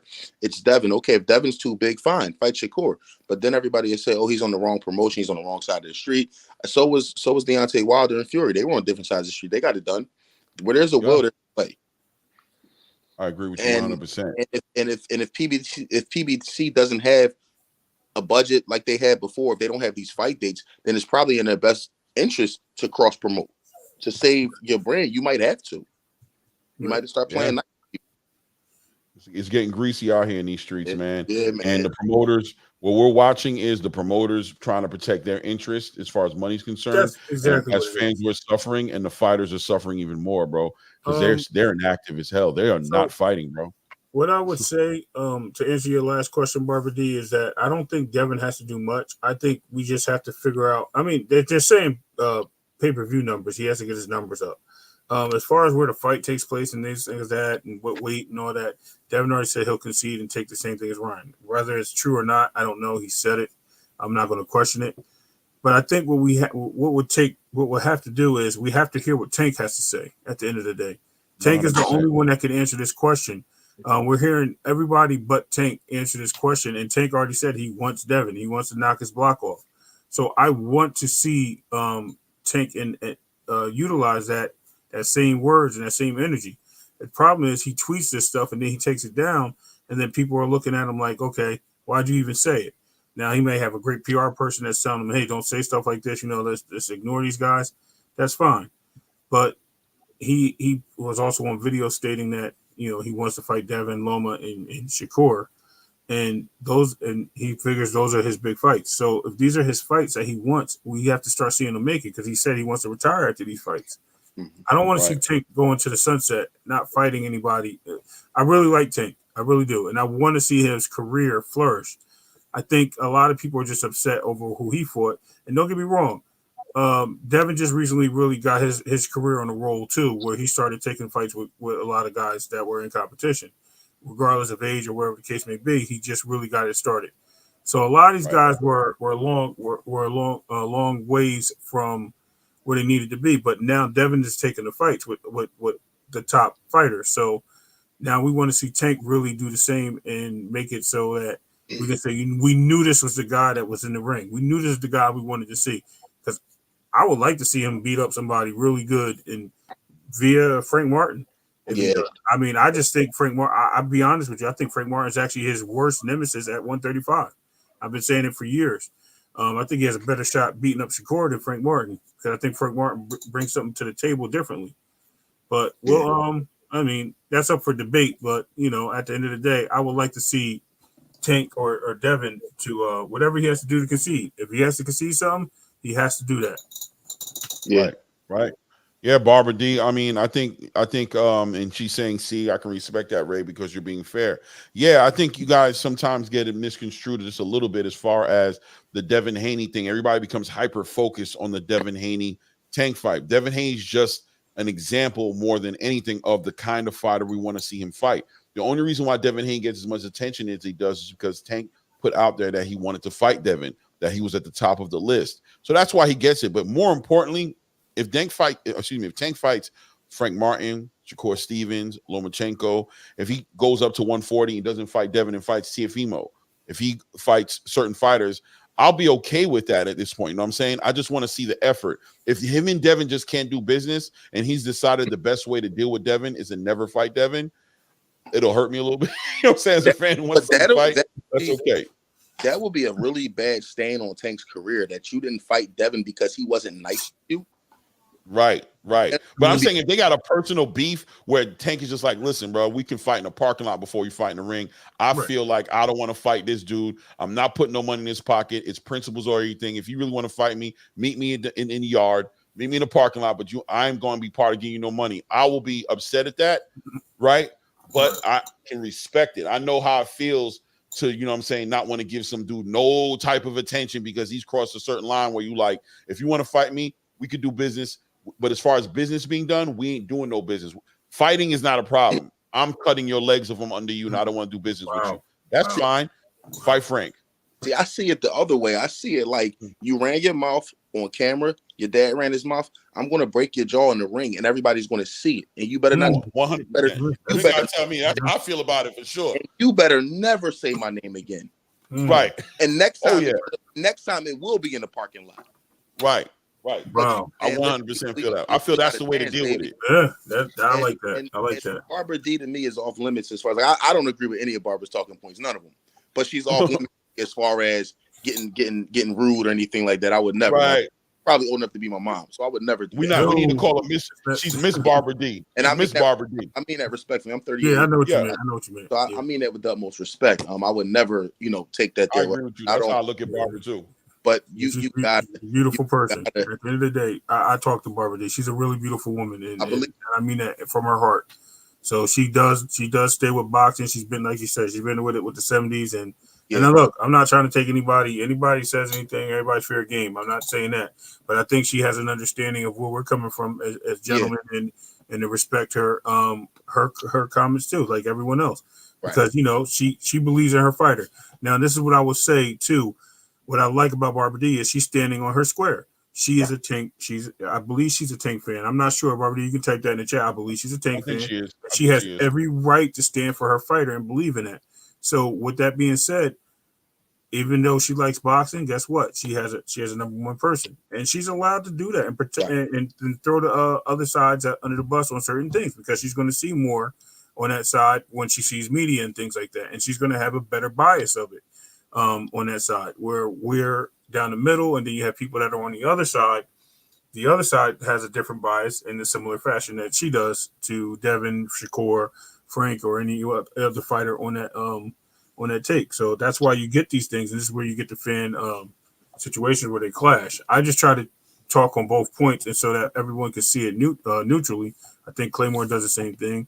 I think here for boxing, I think you're saying the same things. Like you just want to see it for that purpose. I'm probably a little more aggressive in my approach. I just want to see a fight. Right. I think at the end of the day, all of us want to see the fight. I never thought I'd see the day where Devin fans are like, let's fucking fight.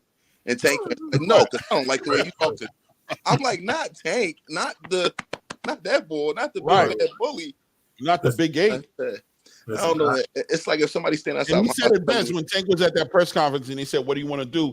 He didn't even care that there was a white journalist who asked him. He said, "Respectfully, I'm coming to get niggas." That's the Tank I know. Yeah, you feel me? That energy right there. When he said that, I'm like, all right, there you go. You know what I'm saying? He said, because when he answered that question, they were basically like, "Yo, you're not working with Floyd now. Nobody's holding you back anymore. Going forward? What are you going to do?" And he just like respectfully. He said something that he probably never could have said when Floyd was there. He said, "I'm coming to get niggas." I'm like, there we go. It's up. It's up. Everybody about to catch it. Then to see him kind of like, but I respectfully, right? Tank beat up Ryan Garcia and then had to deal with a bunch of court and a bunch of legal issues, right? Yeah. We haven't seen him fight since then. Right. So although he's been trolling the space crazy on the Twitter, you know what I'm saying, and driving everybody crazy, he hasn't really jumped back into the ring he hasn't jumped in the ring with Pitbull Cruz. He hasn't jumped into the ring he hasn't done that yet. That's why I say I give time to the whole entire situation. I give some perspective to saying, you know what, we've been pushing it long enough. I think nobody can be confused at what we as fans want to see at this point. Yeah. Pushing the topic at this point is getting redundant, right? Everybody knows what we want to see right now. At this point, if Tank is dealing with PBC business issues, if he's dealing with Baltimore law courthouse issues, I'll give him the time to iron that out. But I ain't gonna lie to you, we back on his top pause if he jumps in that ring with Ryo. Yeah, or he jumps in that ring with Pitbull. Then it's gonna be like, oh, we back at it again. That's what we're talking about. What is this? Yeah. What is this? You know what I'm saying? Well, I just think it's gonna get crazy. When Leonard Ellerby rather says that Devin doesn't offer anything, we see the numbers, we see this, we see that. Ryan didn't have a successful pay-per-view before he fought Tank, although I understand he does bring a huge base. But Hector Luis Garcia, we didn't really hear about him before that fight and haven't heard from him since that fight. Same with Rolly. Rolly got beat up by an old man. You know what I mean? I just want to see Tank, and I want to see Tank tested. I want to see Tank in the 9th round against somebody of his caliber, where you got to go into those championships round and really dig deep and get it out. Right. That's all I'm asking for.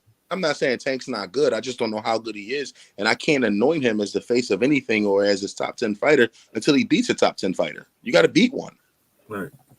If you all got boxing that need to be checked here for boxing, I think that's what you're saying. At the end of the day, the eye test says he's quite capable. Yeah, he very well may be. But what we can't do and what we don't do is act like he's done something he hasn't done. We can't give him props for beating Devin Haney if he hasn't beaten Devin Haney. We can't give him props for beating up Teofimo if he hasn't beat up Teofimo. We could say he probably should beat up Teofimo, right? He probably should beat up certain people, but until he does it, that's what it is. He hasn't done it yet. Let me just read this one message real quick. Chris Collardo says Navarrete and Pitbull Cruz are coming to 140 soon. Okay. When that happens, all hell's going to break loose. All I got to say is that this is the most honest boxing podcast ever. Come to LA Shada Studios. Peace. Oh, man. Salute, brother. Thank you. Thank you. I didn't even read that last part, that middle part. I didn't know it was going to go there, bro. You took it left on us, bro. I appreciate you, dog. I wanted to comment more on the Navarrete Pitbull Cruz coming to 140 soon. Yeah. I appreciate that, bro. Word. But what do you guys think about that, though? I don't know. I don't want to go left and off the topic or anything. Now, as far as Navarrete and Pitbull Cruz, Navarrete's coming to 140 soon, is he? Yeah, that's a big jump. He just came from 126 to 135. Now he's going up to 140. Right. He skipped 30. I don't know. No, I'm sorry. He got 30. He got the belt at 30. I'm sorry, 126. What I'm saying, he went from 126. Now he's at 135. So he did do what he did. He just got the belt over at the WBO. He won just for Kasekiel, so at 130. Right. But I'm saying he's going there and he's going to go to 140. Man, that's huge. That's huge. Right. As far as Pitbull, though, we have to see how Pitbull, if he has that scene, if he brings that power with him. he looks huge. I'm not going to say he looks fat because I didn't see like fat. I see muscle, but does that muscle that he puts on help him? Is he able still to extend his arms over the top and hit the guys as he's coming forward? You know, is the uppercut still going to work? Is he still going to be able to? Because 140 is a different guy. These are guys that are really welterweights that just are a little either they're too short or or they're just not really ready yet for that division.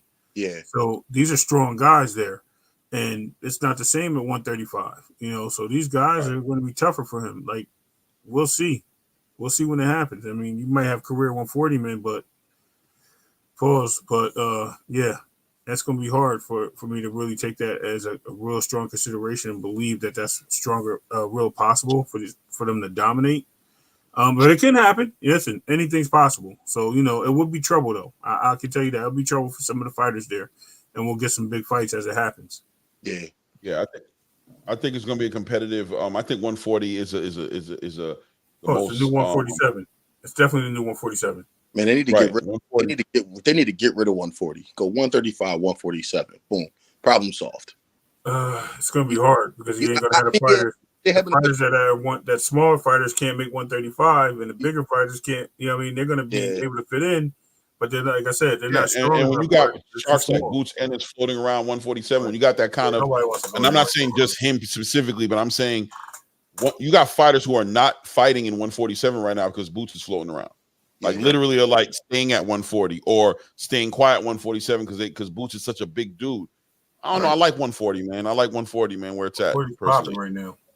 Yeah, I was like some of these belts get consolidated and some of these weight divisions maybe get realigned some kind of way so we don't have these issues because because it goes 30, 35, then 40, then 47. So it's 5 pounds, 7 pounds. And it's just then it goes to 8 pounds. Let's find a number and make it all work. And I feel like if you realign somewhat, you'll get better fights. Right. But I mean, adding divisions. I get you. Yeah, I think a lot of that is like weighing on the same day type things. It's going to start coming up in the topics because what happens is we need to find a way to have a checks and balances system to make it to where we don't got 160-pound dudes fighting at 147, 160-pound fighters fighting at 140 or 147, like shrinking down and getting all huge and everything the night of the fight. It's a difficult conversation, but I'll say 140 is definitely that division though, man. And a lot of people going to want to get up in there and compete up in that division right now. And when Boots, in my opinion, figures out what he's going to do at 147 or goes to 154, I think you'll see 147 open right up. 147 become very interesting again. I'll tell you this: if they had a 144 division and they fought at 138, that'd be great. Yeah. If they move 135 to 138 and they made a 144, that would be really something. That'd be then we wouldn't have to hear anything about Tank and Devin. No, right? But that extra 4 pounds that you given is key. But then after Devin goes up to 47, Tank will be up at 140 fighting Humberto Santiago, and then when Devin leaves 40, Tank will start campaigning. Humberto Santiago. It's just the most Spanish name I could think of at the moment. Oh man, I thought it was real. I was looking at shit right now. Like I see him give like I'm looking at names like who at 135 with that name. It's a while at first. I'm like, what the hell? Now I start realizing I'm really looking, man. I'm checking the WBA too. I'm like, yo, where's Humberto Santiago at? I totally made that name up, man. He's a contender or Humberto. Yeah, you said that. I took a quick peek. Like, hold on, where he at? You don't got no fights on YouTube, bro. I need to see. I want to see. He's some. He just jumped the line, man. He really do got guys coming out of Home Depot parking lots, huh? He's some 17-5 dude from Guadalajara or something, man. There you go. Right. He's like 17-0 in Guadalajara. Mr. Big Play Bray says, will Pitbull get credit if he win? 100%. If Pitbull beats Rolly Romero, and listen, it's not to make Rolly sound like he a giant or anything like that, but listen, let's not get it twisted. That's a little guy coming up for 135 who was looking little at 135. He goes up to 140. 5'2". Who? Pitbull's 5'2", right? He's 5'3". I think he's 5'3", 5'3". I think he is 5'2", honestly. Because he's 5'4", 5'5", and Tank was like really big compared to him. 100%, bro. Yeah. He go up there and he lay Rolly out. He gonna be the WBA champion, right? For the 140-pound weight class division. He's gonna be work. He's gonna be work. But I think he's gonna get ran through though. If the OG knock Rolly down, man, Eastside hit him. He might not get up. That part. Yeah, he has to get that in there. I think Rolly can bully him though. I won't say Cruz hits his hardest, Tank, but I saw what Cruz did to Gamboa, and I was like, Jesus Christ, I almost cried for Gamboa. Well, remember, they said Gamboa was. But that's because Gamboa engaged in that way. He put himself in position to catch those type of shots. You know what I mean? The rumors is that he was drugged up before the fight. Gamboa? Yeah. Really? I don't know. I'm just telling you rumors. Okay. You know me, Ray. I don't do conspiracies when it comes to that kind of stuff. I stay out the way. He said it. Apparently, he went to the hospital and he found something in his system. So. Word? Okay, all right. That's different. Apparently, I haven't seen the evidence myself. This is rumor. Okay. You know how these streets are, these YouTube streets get, bro. We put something out there in 3 seconds, bro. I mean, if anybody can look that up or has any evidence on it, please share it. I would like to know for sure. Barbara D agrees with you here for boxing. I can't believe it. She said, I agree with you 100%. Hey, let's being too many weight classes in same day weigh-in. Look, I told you, I'm saying right here on the Claymore Rain on ATP Combat Media Show, bridges are being built every day, guys. Man. You know, listen, she real with it, man. She stand on her stone. I told you. She ain't let nobody take that from her. I love her. So you know what I do like about this is that if one of the three of us, if you guys or me and Ray disagree about two particular fighters, we don't have to mother effing. It's just like, all right, bro, that's how you feel. That's how I feel. And hopefully they get in the ring and fight, and we'll see who the better guy is. Exactly. That's all it's about. It's boxing. Easy. Yeah. Right. Respectfully. No, it's too easy. It's too easy. It don't make no sense for it to go any further than that. It's wild when it goes further than that because it's crazy. Especially when we talk about stuff that hasn't happened yet. It's like, bruh, why are you standing on it so hard? It might not even go down like that. We just want to see boxing, bro. That's just break it down. You break down your fighter. Look what Claymore made me do. He made me break down Ryan Garcia and his way to win against Devin Haney. Oh, I knew that was going to be a challenge. I knew not a challenge, but I knew it wasn't. No, it's not that it was going to be a challenge, but I know already we talked too much for me not to know how you feel about Devin and Ryan. I wanted to give you I wanted to show the people too. I also wanted to show the people. I'm like, tell them how Ryan beats Devin. And I knew you was like, this motherfucker going to ask. All right, here we go. I'm going to break it down. Three ways. Damn well, Ryan ain't finna beat no damn Devin. Asking me some nonsense like that. No, I never would say that. And I gave you the keys. You know what I mean? He asked that. Yeah. So listen, you know. Devin got them big, broad shoulders, man, to hide his chin behind. Good luck, Ryan. Right. Yeah. I looked at Devin against Regis, man. Devin's his stance is so compact, but he's not like tight. Like everything is just like right in here. And I'm like, yo, this boy look good, man. The jab is quick, snappy. He keeps his chin behind the shoulder while he's doing it. He's so technically sound, man. He's a boxer. He's a real boxer.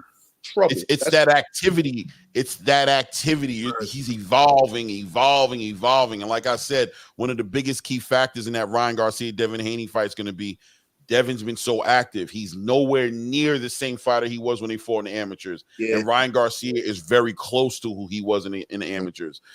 It's just going to be I think it's going to be a level change for Ryan Garcia that he's not ready for. Yeah. You know what I mean? I think Devin he'll need a few rounds to adjust to the speed. That once he gets that timing down, 4th, 5th round, it's gonna be shooting fish in a barrel, man. Easy. Yeah. It's gonna be real easy. Him up. 2 cents. Salute 2 cents boxing. Salute 2 cents. Thank you for showing out, coming up on the channel, man. We appreciate you, man. Y'all follow.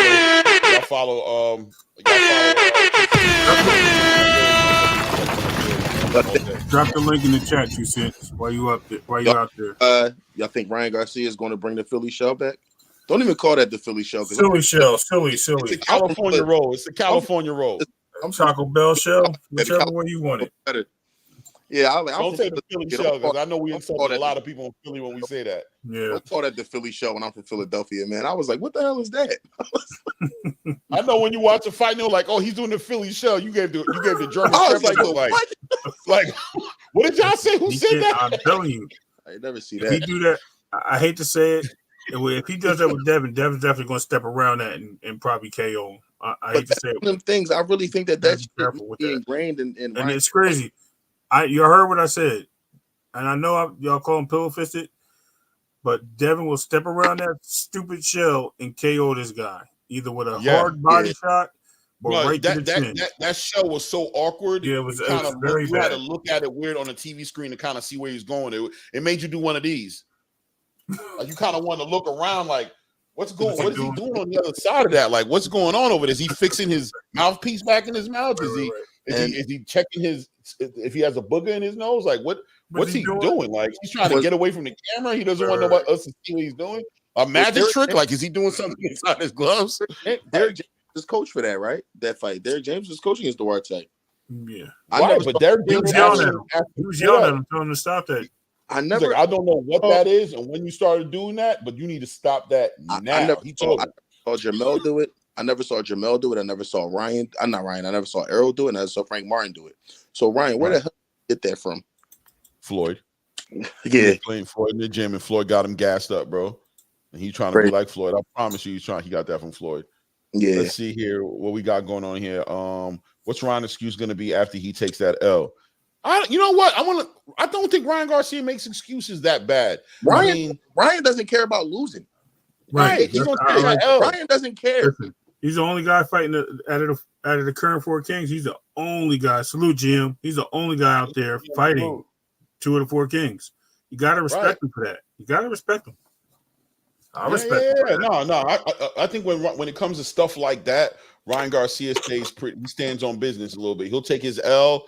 He'll give accolades to Devin. You know what I mean? I don't got no complaints about Ryan Garcia like that. I'll be honest with you. The only complaint I ever had about Ryan Garcia is the way he handled the Devin Haney negotiations the first time around. That bothered me a little bit. That's when it was like, yo, Ryan, who is this guy? I didn't see this in you, bro. I didn't know you would play like that. That threw me off. I did because the way he had went around that fight the first time, the second time when he came about it, when he said that he was going to do it, and then he and right before that he was like, I'm going to wait for Devin. He's the last one. Like him stating these things was basically the vote of confidence that he didn't want. He wanted 2 more fights before Devin. He literally said that. So right. I seen that move happen, and I just think that he can't get a fight right now because of what he did to Devin, and everybody's like, for Rolly and Rolly bouncing on him, that created more of a problem. Let me ask you this. I'm sorry. I'm sorry to cut you off. No, go for sure. How do y'all feel about Floyd? Because his interest in boxing is still tanked, clearly. But how do you feel with him dealing with other guys at 35 and 40? I think Floyd is kind of tarnishing the sport right now, and I love Floyd. Floyd is my favorite boxer, but I hate what he's doing with boxing right now. I've heard this before. I'm not touching this conversation because I think Floyd loves boxing so much that it can. Who brought this up, Ray? Where'd you hear this from before? Okay. So that's why I'm not touching it. But I think he loves. I think he really shows the appreciation of boxing. But I think sometimes you even loving your kids. Let's just talk about that for a second. Yeah, you can get in their way from them being a following your footsteps and being an athlete as a basketball player, football player, because they're not doing the things and you're living your mistakes through them. Now, I don't think Floyd is really bad. I think he really focused on Canelo Martin right now. He does have interest still in Tank, of course. That's his prize fighter. But I don't know. Like I said, I really can't really stand on that, and I'm not going to really touch that. That was a hard question for me. And I don't want to be on the fence on it. I'm going to say I think Floyd's love for boxing kind of saves him here. But, you guys are entitled to think and say what you want. That's tough. I'm going to comment on it. And I'm going to say this, right? I asked the same question here for boxing. Straight up asked the same question. I said, and I didn't come up to necessarily a final conclusion about it, but I thought it was a fair question to ask because when you look at the way Floyd Mayweather handled Gervonta Tank Davis's career, right? The way he was moving with Gervonta Tank Davis, from the outside looking in, it looked like, Floyd was doing something good. Like, oh, look how he's pushing this guy. You know what I'm saying? But ultimately, what we saw end up happening was Tank got away. He said, I need some space. In order for me to move forward in my career and accomplish some things that I want to accomplish, I need to go ahead and move to the side and do my own thing. And I thought that was a telling move right there. It started to speak to a little bit about the fact that things that we saw Floyd doing, maybe Tank wasn't as comfortable with it or in support of it as much as people thought he was. Yeah. That talking over him at press conferences and shining with all the jewels in the ring with him when it's his moment to shine and doing all those different things that we thought that Tank was okay with. It turns out Tank was like, all right with that. And even on Twitter commenting on all he did was talk, right? That it was actually Al Heyman, you know what I'm saying, who did a bunch of stuff. So he revealed a lot of feelings about the relationship. So then when I seen him move forward and do what he did with Ryan, jump up in Ryan's ear, and then had Ryan jump out of a fight negotiation, made Ryan look real bad, just to have Rolly Romero, who's underneath Floyd's banner, pull out of a fight with him and go fight Eastside Cruz and make him look horrible. It did seem like Floyd's influence became toxic. So I have questions and concerns about it, and I'll say I don't know yet. I'm not ready to say that Floyd is bad for boxing, but I will say that I'm raising eyebrows as to what I've seen from Floyd lately. I can see that. Yeah, I can agree a little bit there, Claymore. That was very questionable. I can say that. But there was what he did back in December. Well, he did it before December. Devin and Regis' fight, I believe, was December 9th. Around October-ish, Floyd announces that he's going to have his exhibition on the same night. Right. I'm like, excuse my language, that's sucker-ish. Right. There's no reason for you to try to double book that night. And it ended up not happening. And I told people, like, if you're a real boxing fan, you don't want to see Floyd Mayweather fight Mikey Garcia. You want to see Devin Haney fight Regis Prograis. That's the fight of the night. And luckily it did get scrapped. But I'm like, even for that to be news, and some comment creators were laughing about it, ha ha. And I'm like, that's not funny. That's like corny old head shit. That's like hating on the new guys trying to get some shine. Like, let them have it. You had 20 years. Can they get 5 minutes? And when he did, like, come on, Floyd. Let me add to what you're saying, right? We're talking about Floyd Mayweather, but I'm going to transfer over to another boxer who's a promoter who I also questioned how his influence was in boxing, and that's Bernard Hopkins, right? And I seen the way I seen Bernard Hopkins. Well, Oscar not as bad, but Oscar has had his moments. Bernard really just, there was two specific situations I'm going to quote to. I'm going to go to him dealing with Arnold Barbosa. Right, Arnold Barbosa was coming into the Golden Boy promotion banner, and this was during the Ryan Garcia Oscar Duarte press conference.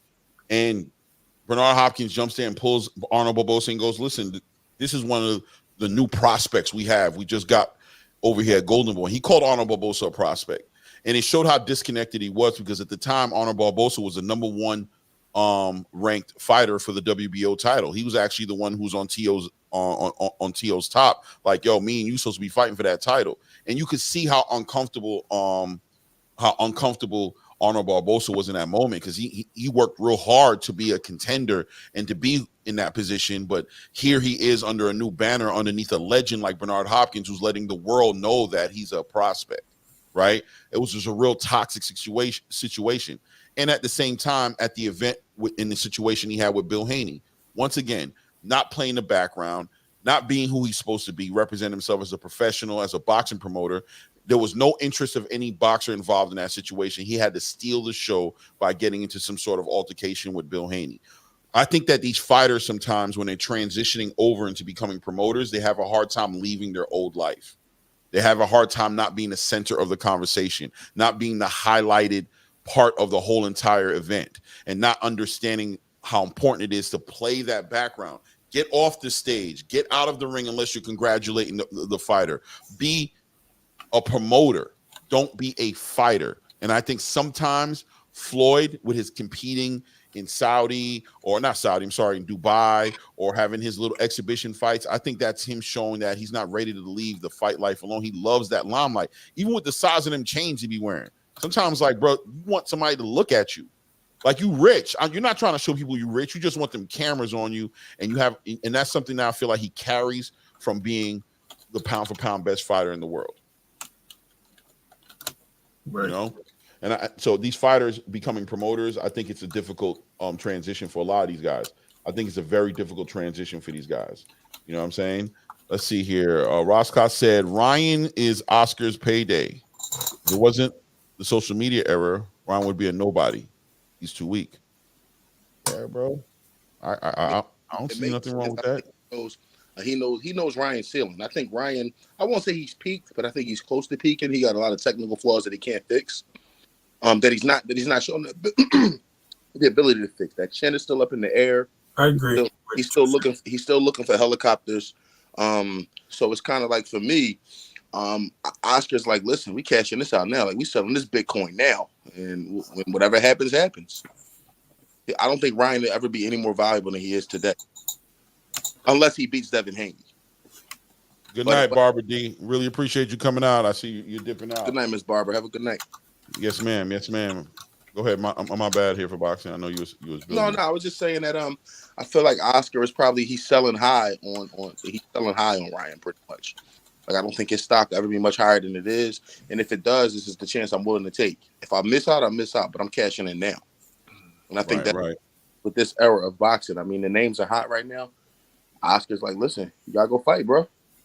Yeah, You get 30 for this fight, 15 for this one, 10 for this. But we just made like $50 million. Right.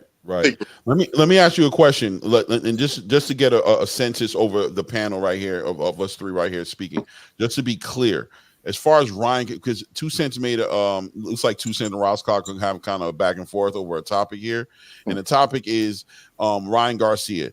Is he one of the best boxers in the 40-pound weight class division, in your opinion? No. You asking me, is he one of the best? No. Everybody, is he one of the best fighters in the 140 pounds right now? If we saying at 140, I think he's one of the most I would say accomplished, but not best though. I think he's out of the top 5 for sure. You say he's out of or inside? Not in the top 5 of the guys at 140. I wouldn't put him top 5.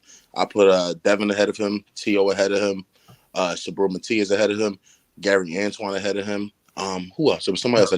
Richardson. I think Sandor Martin. I think Sandor Martin beat up Ryan. Yeah, Sandor. I was at the fight where Sandor when he fought Tio. Liam Paro's better. Ryan might. If Ryan might be sitting at number 5, he might have number 5. Nah, I don't believe so. I think there's a couple guys that you missed. Yeah, I mean, do you think Ryan, and this is me being honest, Regis? Do you think Ryan could beat Regis? Right now, yeah, I think so. Yeah, I think so. You think with the way he's stylistic, the style that Ryan he fights, you think if he lets Regis in on him, he can fight Regis? Ryan is. I think Regis can be hit. And it's not about him getting hit. It's about him letting Regis in. I think he'll knock Regis out on his way in. I think. Okay. All right. What about Arnold Barboza? I think Arnold Barboza bust that boy up. Okay. I'll go Barboza. Okay. What about Hitchens? Hitchens makes him look bad. I think that's bad. I think that might be the toss up. All right. Jermaine Ortiz. Jermaine Ortiz bust him up. Okay, Sorry. so he's not. That's already guys outside of the top 5 that you just mentioned. Yeah. That's 4 of them. Jermaine Ortiz only one of them. If Jermaine he's not ready to deal with, he just deal with what Tio just dealt with. Jermaine Ortiz not ready for that. Loma maybe. He stepped when Ortiz fought Loma. He was stepping to Loma. Yeah. He did not step to Devin. I told people you cannot take a belt from a champion if you don't. Tio. Teofimo. With what's the kid's name we just said? I'm in space. Ortiz. He never took the fight to Teofimo. I think he did. I think he did enough. And the reason why I say that is because so I try to make this comparison because I think more people will see it this way, and it's not the same thing. Please don't take me for credit by saying it's identical. It's not. But if you look that way that Ali moved in the ring when he fought guys and he brought them and he made them chase him around the ring, he boxed, and that was boxing. And we always called that boxing, and we appreciated boxing for that reason. A lot of kids took that, for what it was. Now Ali would engage, and when I say engage, he would get in and he'll throw like a whole bunch of shots, and then he'll back out and slide or whatever. But let's look at it. What Jermaine Ortiz did. Ortiz did engage. When Ryan cut him off, Tio cut him off, what did he do? He hit him, swung at him, whatever he did, and then he spun him around. By spinning him around, and he took shots then. Tio must have been more stopping for Tio being Ortiz being behind Tio because he got spun around so many times that you can't imagine. So they definitely were fighting. They definitely got it in, and I think Ortiz landed a ton of more shots. I was watching.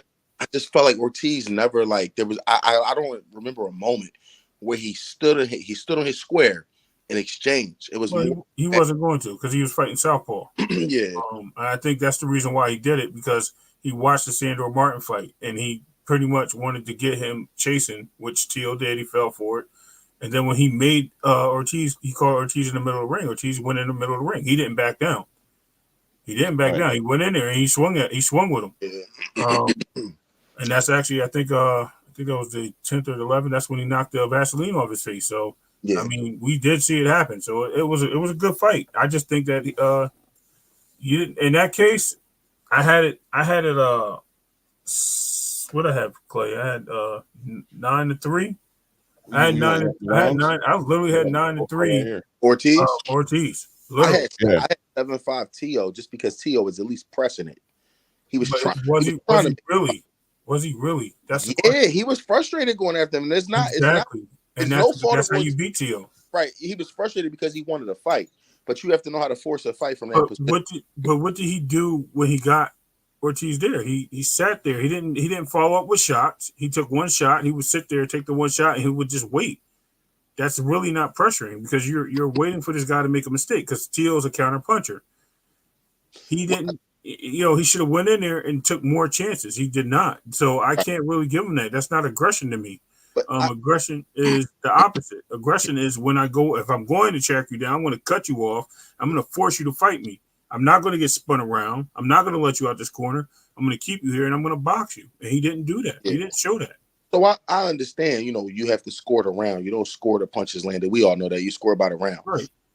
I just struggle to envision a scenario where they would take the belt from Teofimo in that fashion.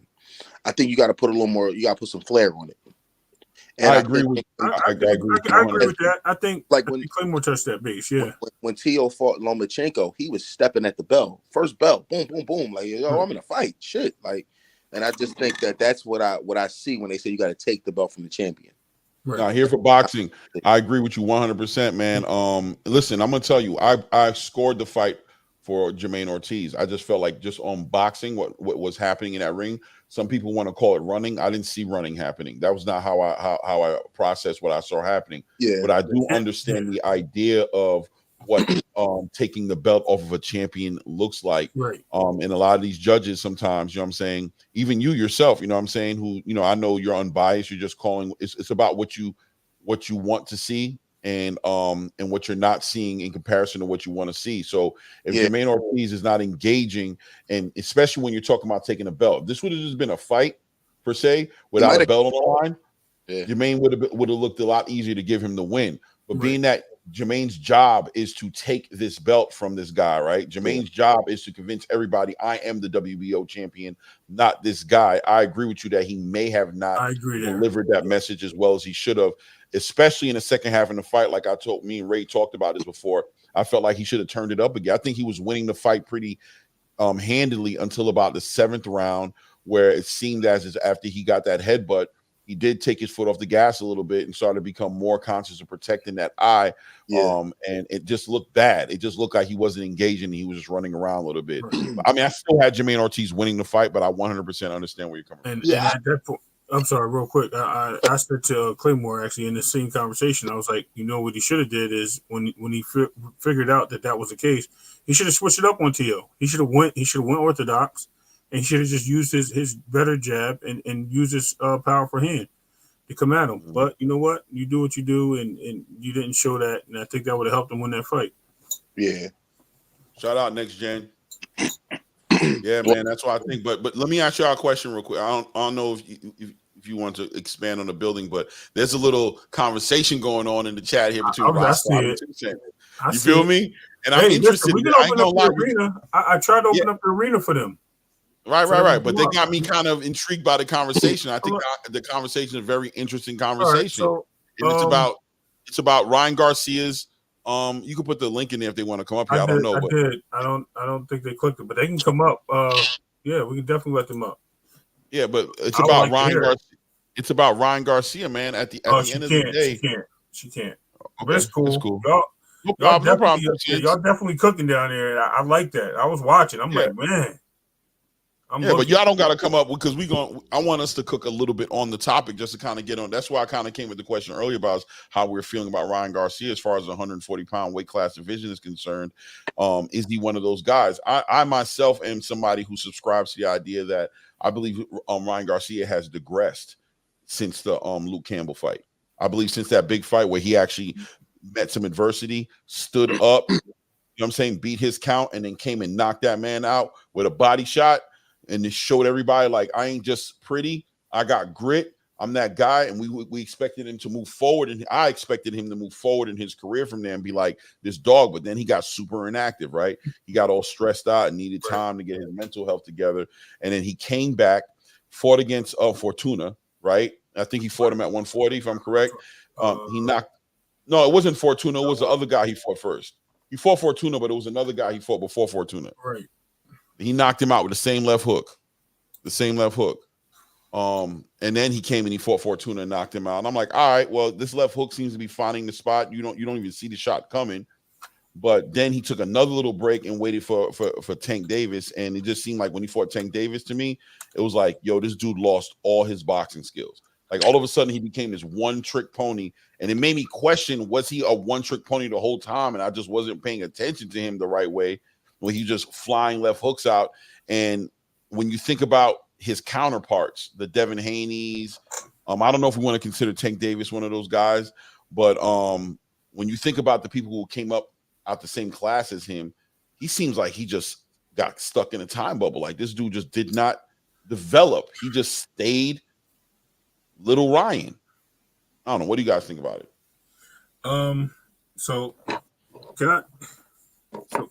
can I give you what my point are on the Four Kings and how it came about? You're gonna laugh at this. They took a fighter from each of the promotional companies to do this. If you think about it, I don't think Ryan should even been mentioned with them. I think there were other fighters that definitely could have took more of the claim. But I think at the time he was an excited fighter. They were all young, all about the same age, and they all, and being that Shakur was always a division or two down, they chose to make those guys the Four Kings. I think Shakur could have easily been implanted in that because eventually he was going to catch up to them. But unfortunately, that didn't happen. But like I said, I just think that they took they just had a representative from each one of the other four major promotional companies. And what they did was they said, okay, this is our king of this one. This is our king of 135 for here, or king from 135 there. And that's how they did it. Because Teals was top rank, Ron was with De La Hoya, Devin at the time was with Matchroom, and Tank was with PBC. So it all makes sense of how they came about it. That's just my opinion. This is no facts of it, but it makes sense of how they came about it, in my opinions. But we'll have to see. Yeah, I got it, Chagu. Yeah. And that's what I have a problem with, Ryan's footwork. That's why I said I think his footwork, he's way too flat, and his jab sucks. I'm sorry. His jab is the worst. And because his jab is so bad, he feints, and then he tries to hit you with this hook. And him trying to hit you with that hook while he feints these ugly jabs, he leaves his chin up. Yeah. And he drops his arm, and he just can't stop doing it. I'm hoping they do it, but we'll see what happens. But it was later in the fight, 2 cents. It definitely got better later in the fight than what it was in the beginning. I just hope I hope to see a good fight. And again, you can only learn but so much so quickly. Clay said 2 cents say Clay, so Ryan footwork ain't look better in his last fight. Listen, man, I'm gonna tell you like this. However his footwork may have looked in that fight, that Philly shell, and look, I don't want to make everybody laugh, okay? that shell that he was doing, I'm going to give it the respect of naming it what he would name it and say what he was doing. That Philly shell he was trying to do just completely took over the whole entire any footwork he had. Did he look like he was working on some boxing in like the first round or two? And I saw the boxing. I could see what him and Derek James were working on. I won't deny that. I won't dismiss that or diminish that and say that I didn't see that. But I saw way more opportunities for the top fighters in the division to bust him to the white meat than that footwork. You know what I mean? He had a lot to work on when I saw that fight, because when he's talking about fighting Devin Haney, fighting Teofimo, fighting Subriel Matias, when he's talking about getting belts, I couldn't even or Tank or rematch with Tank, I couldn't even imagine him getting in the ring with none of those guys.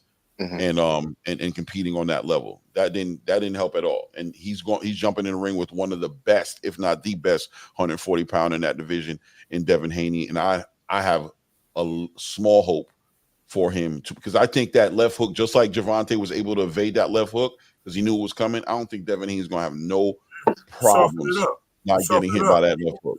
So you soften it up by parrying the shot and smothering it. When you learn to smother a shot, it's hard for these guys to get like those shots off that are that rapid and that powerful.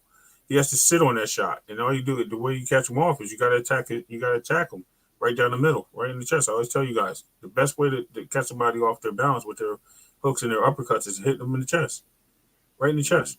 It throws them off, and you smother the shots, and then they can't do anything. We'll see what happens. Like I said, it's a fight that I'll give my takes on it, but we'll see what happens. I'm no gaming expert, so I can't prove anything. Can Derek James fix it? Anything in time. That's the word. Yeah. In time. Anything can be fixed. Yeah, anything can be time fixed. Though, Ray. In time. We talking about Ryan. I know. I read it. He's talking about Ryan's by April 20th to be specific. By April 20th. No.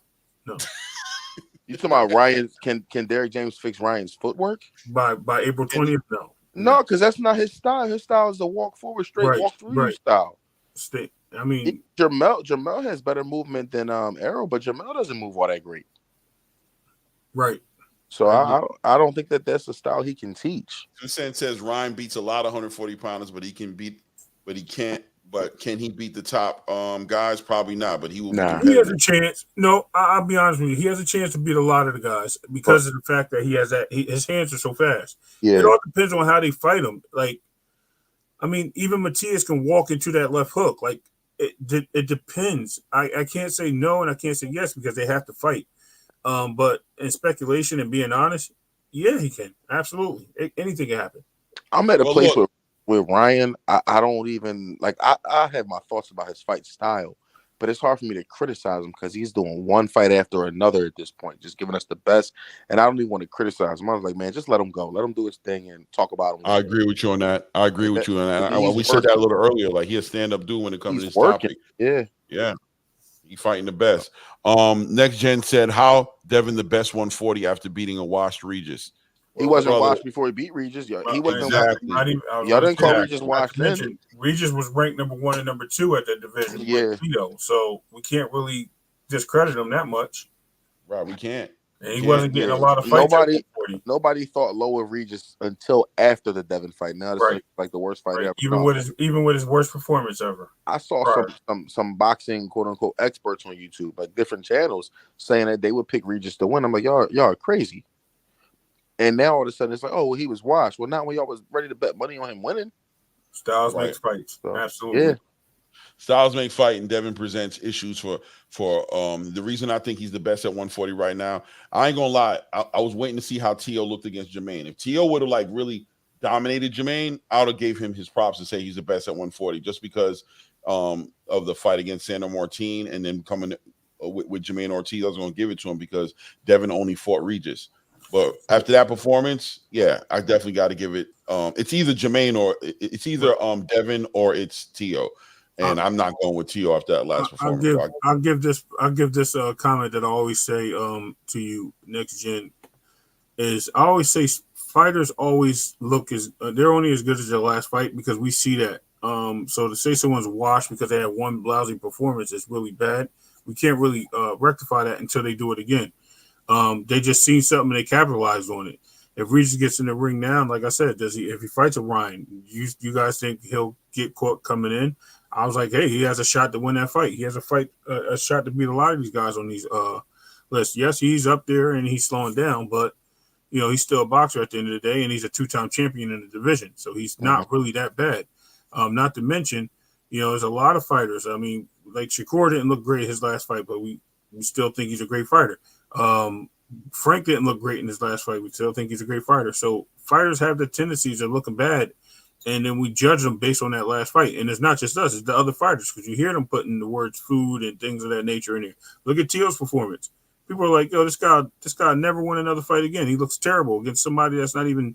He's number 10 in his rankings." Like, this is how people see it.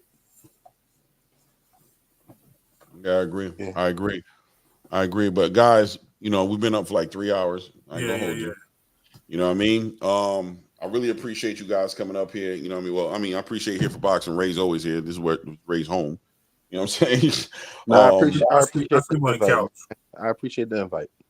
No, man, anytime, by the way, man. Really appreciate you coming up here. And I think a lot of people miss out on how intuitive certain people are in this boxing space and how much great conversation and great content they have to contribute to the conversation. A lot of times, and when we remove, you know, arguing and we remove fighting and attacking each other, we get to we build on some great topics and get some real perspective on a lot of topics. And it just makes more interesting content, and it makes it more you know, assortment, opens up a door for a lot of different people to come in and share what they feel about boxing. I love it. You know what I mean? I love it. So I appreciate you coming through Here for Boxing. You always appreciate you, brother. Invited up here. That's a fact. Yes, sir. All right, man. I'll get up with y'all, man. I'll get with y'all tomorrow. Absolutely. All right, salute. Any last words you want to say, Ray?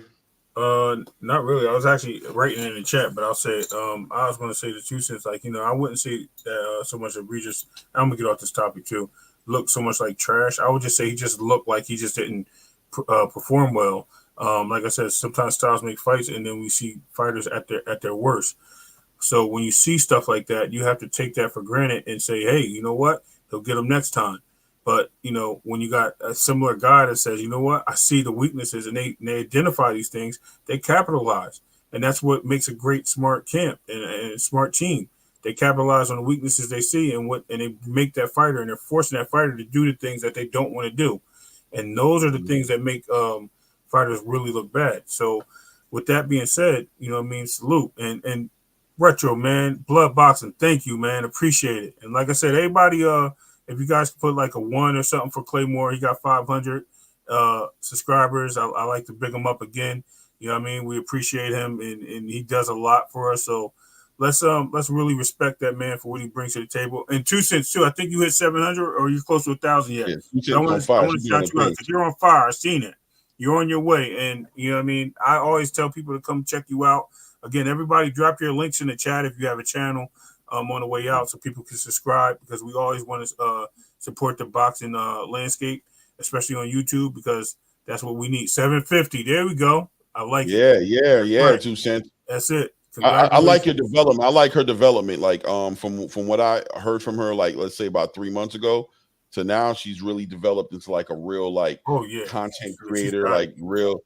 I like how you facilitate the space for great conversations. I've always liked that about you, and I think I know where you're heading in it, especially as a female in the space. I don't think there's a female really that's dominating the space yet, and I think you have a real good a real good shot at being that one. I mean, you got the queens of boxing, whatever have you, but the way you're carrying it, you're up there with the homies, with the dudes, with the, you know what I'm saying? You're doing it just as good. Okay, yeah, salute to that. Saying? For whatever it's worth, you know what I mean? You up there doing your thing.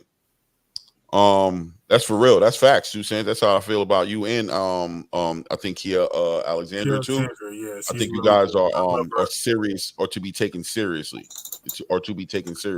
in a real way. Anybody not, that's they bad.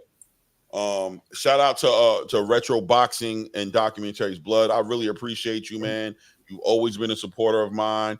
You've always you know, gave me that energy to move forward, and it means a lot to me. You, Echo, people like that, you guys don't know how much it means to me. Bruce Gas as well. And Bruce Gas, and even Boxing Kangaroo. You know, I know you guys, absolutely. That's my brother. Right.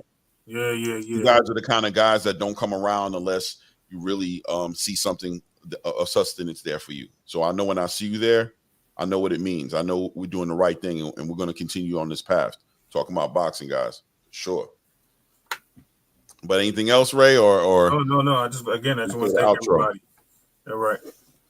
All right, man. I appreciate you guys again, man. I think we're going up. I don't know if we're going up tomorrow around the same time. Let me know. Maybe we possibly. I'll be in the background. Yeah. Worst case scenario, I'm probably going up myself, regardless. So yeah, I'll just be in the background until I get home. You know, we cook anyway for a couple hours. I just probably be at work, so I'll chime in. I might even send text to you so you can speak it out on the screen. But I'll be there. No doubt. Yo, shout out to freaking Flyer. He was quiet. He been quiet up in the building. Yeah, shout washing out, dishes. man.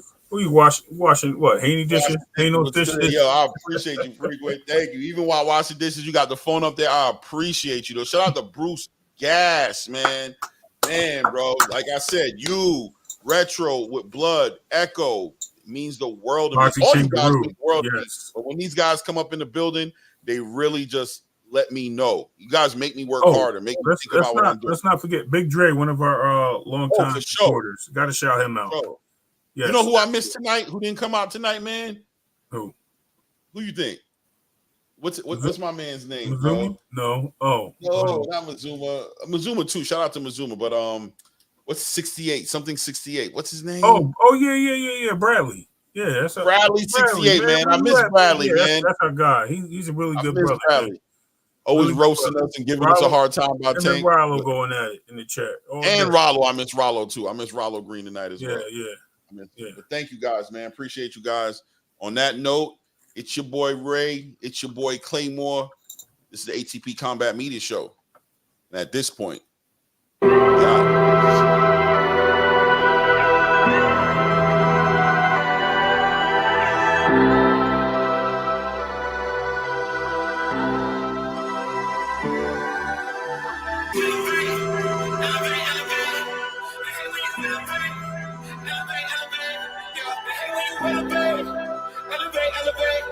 They hate when you elevate. They hate when you elevate. The second of losses, I'm handing them out. Yeah, I had to go delegate. It feel like I'm floating, I'm lost in the moment. I swear I could levitate. They never believed that I would really fly. I had to go demonstrate. I had to set them straight. They hate when you elevate. Elevate. They hate when you elevate.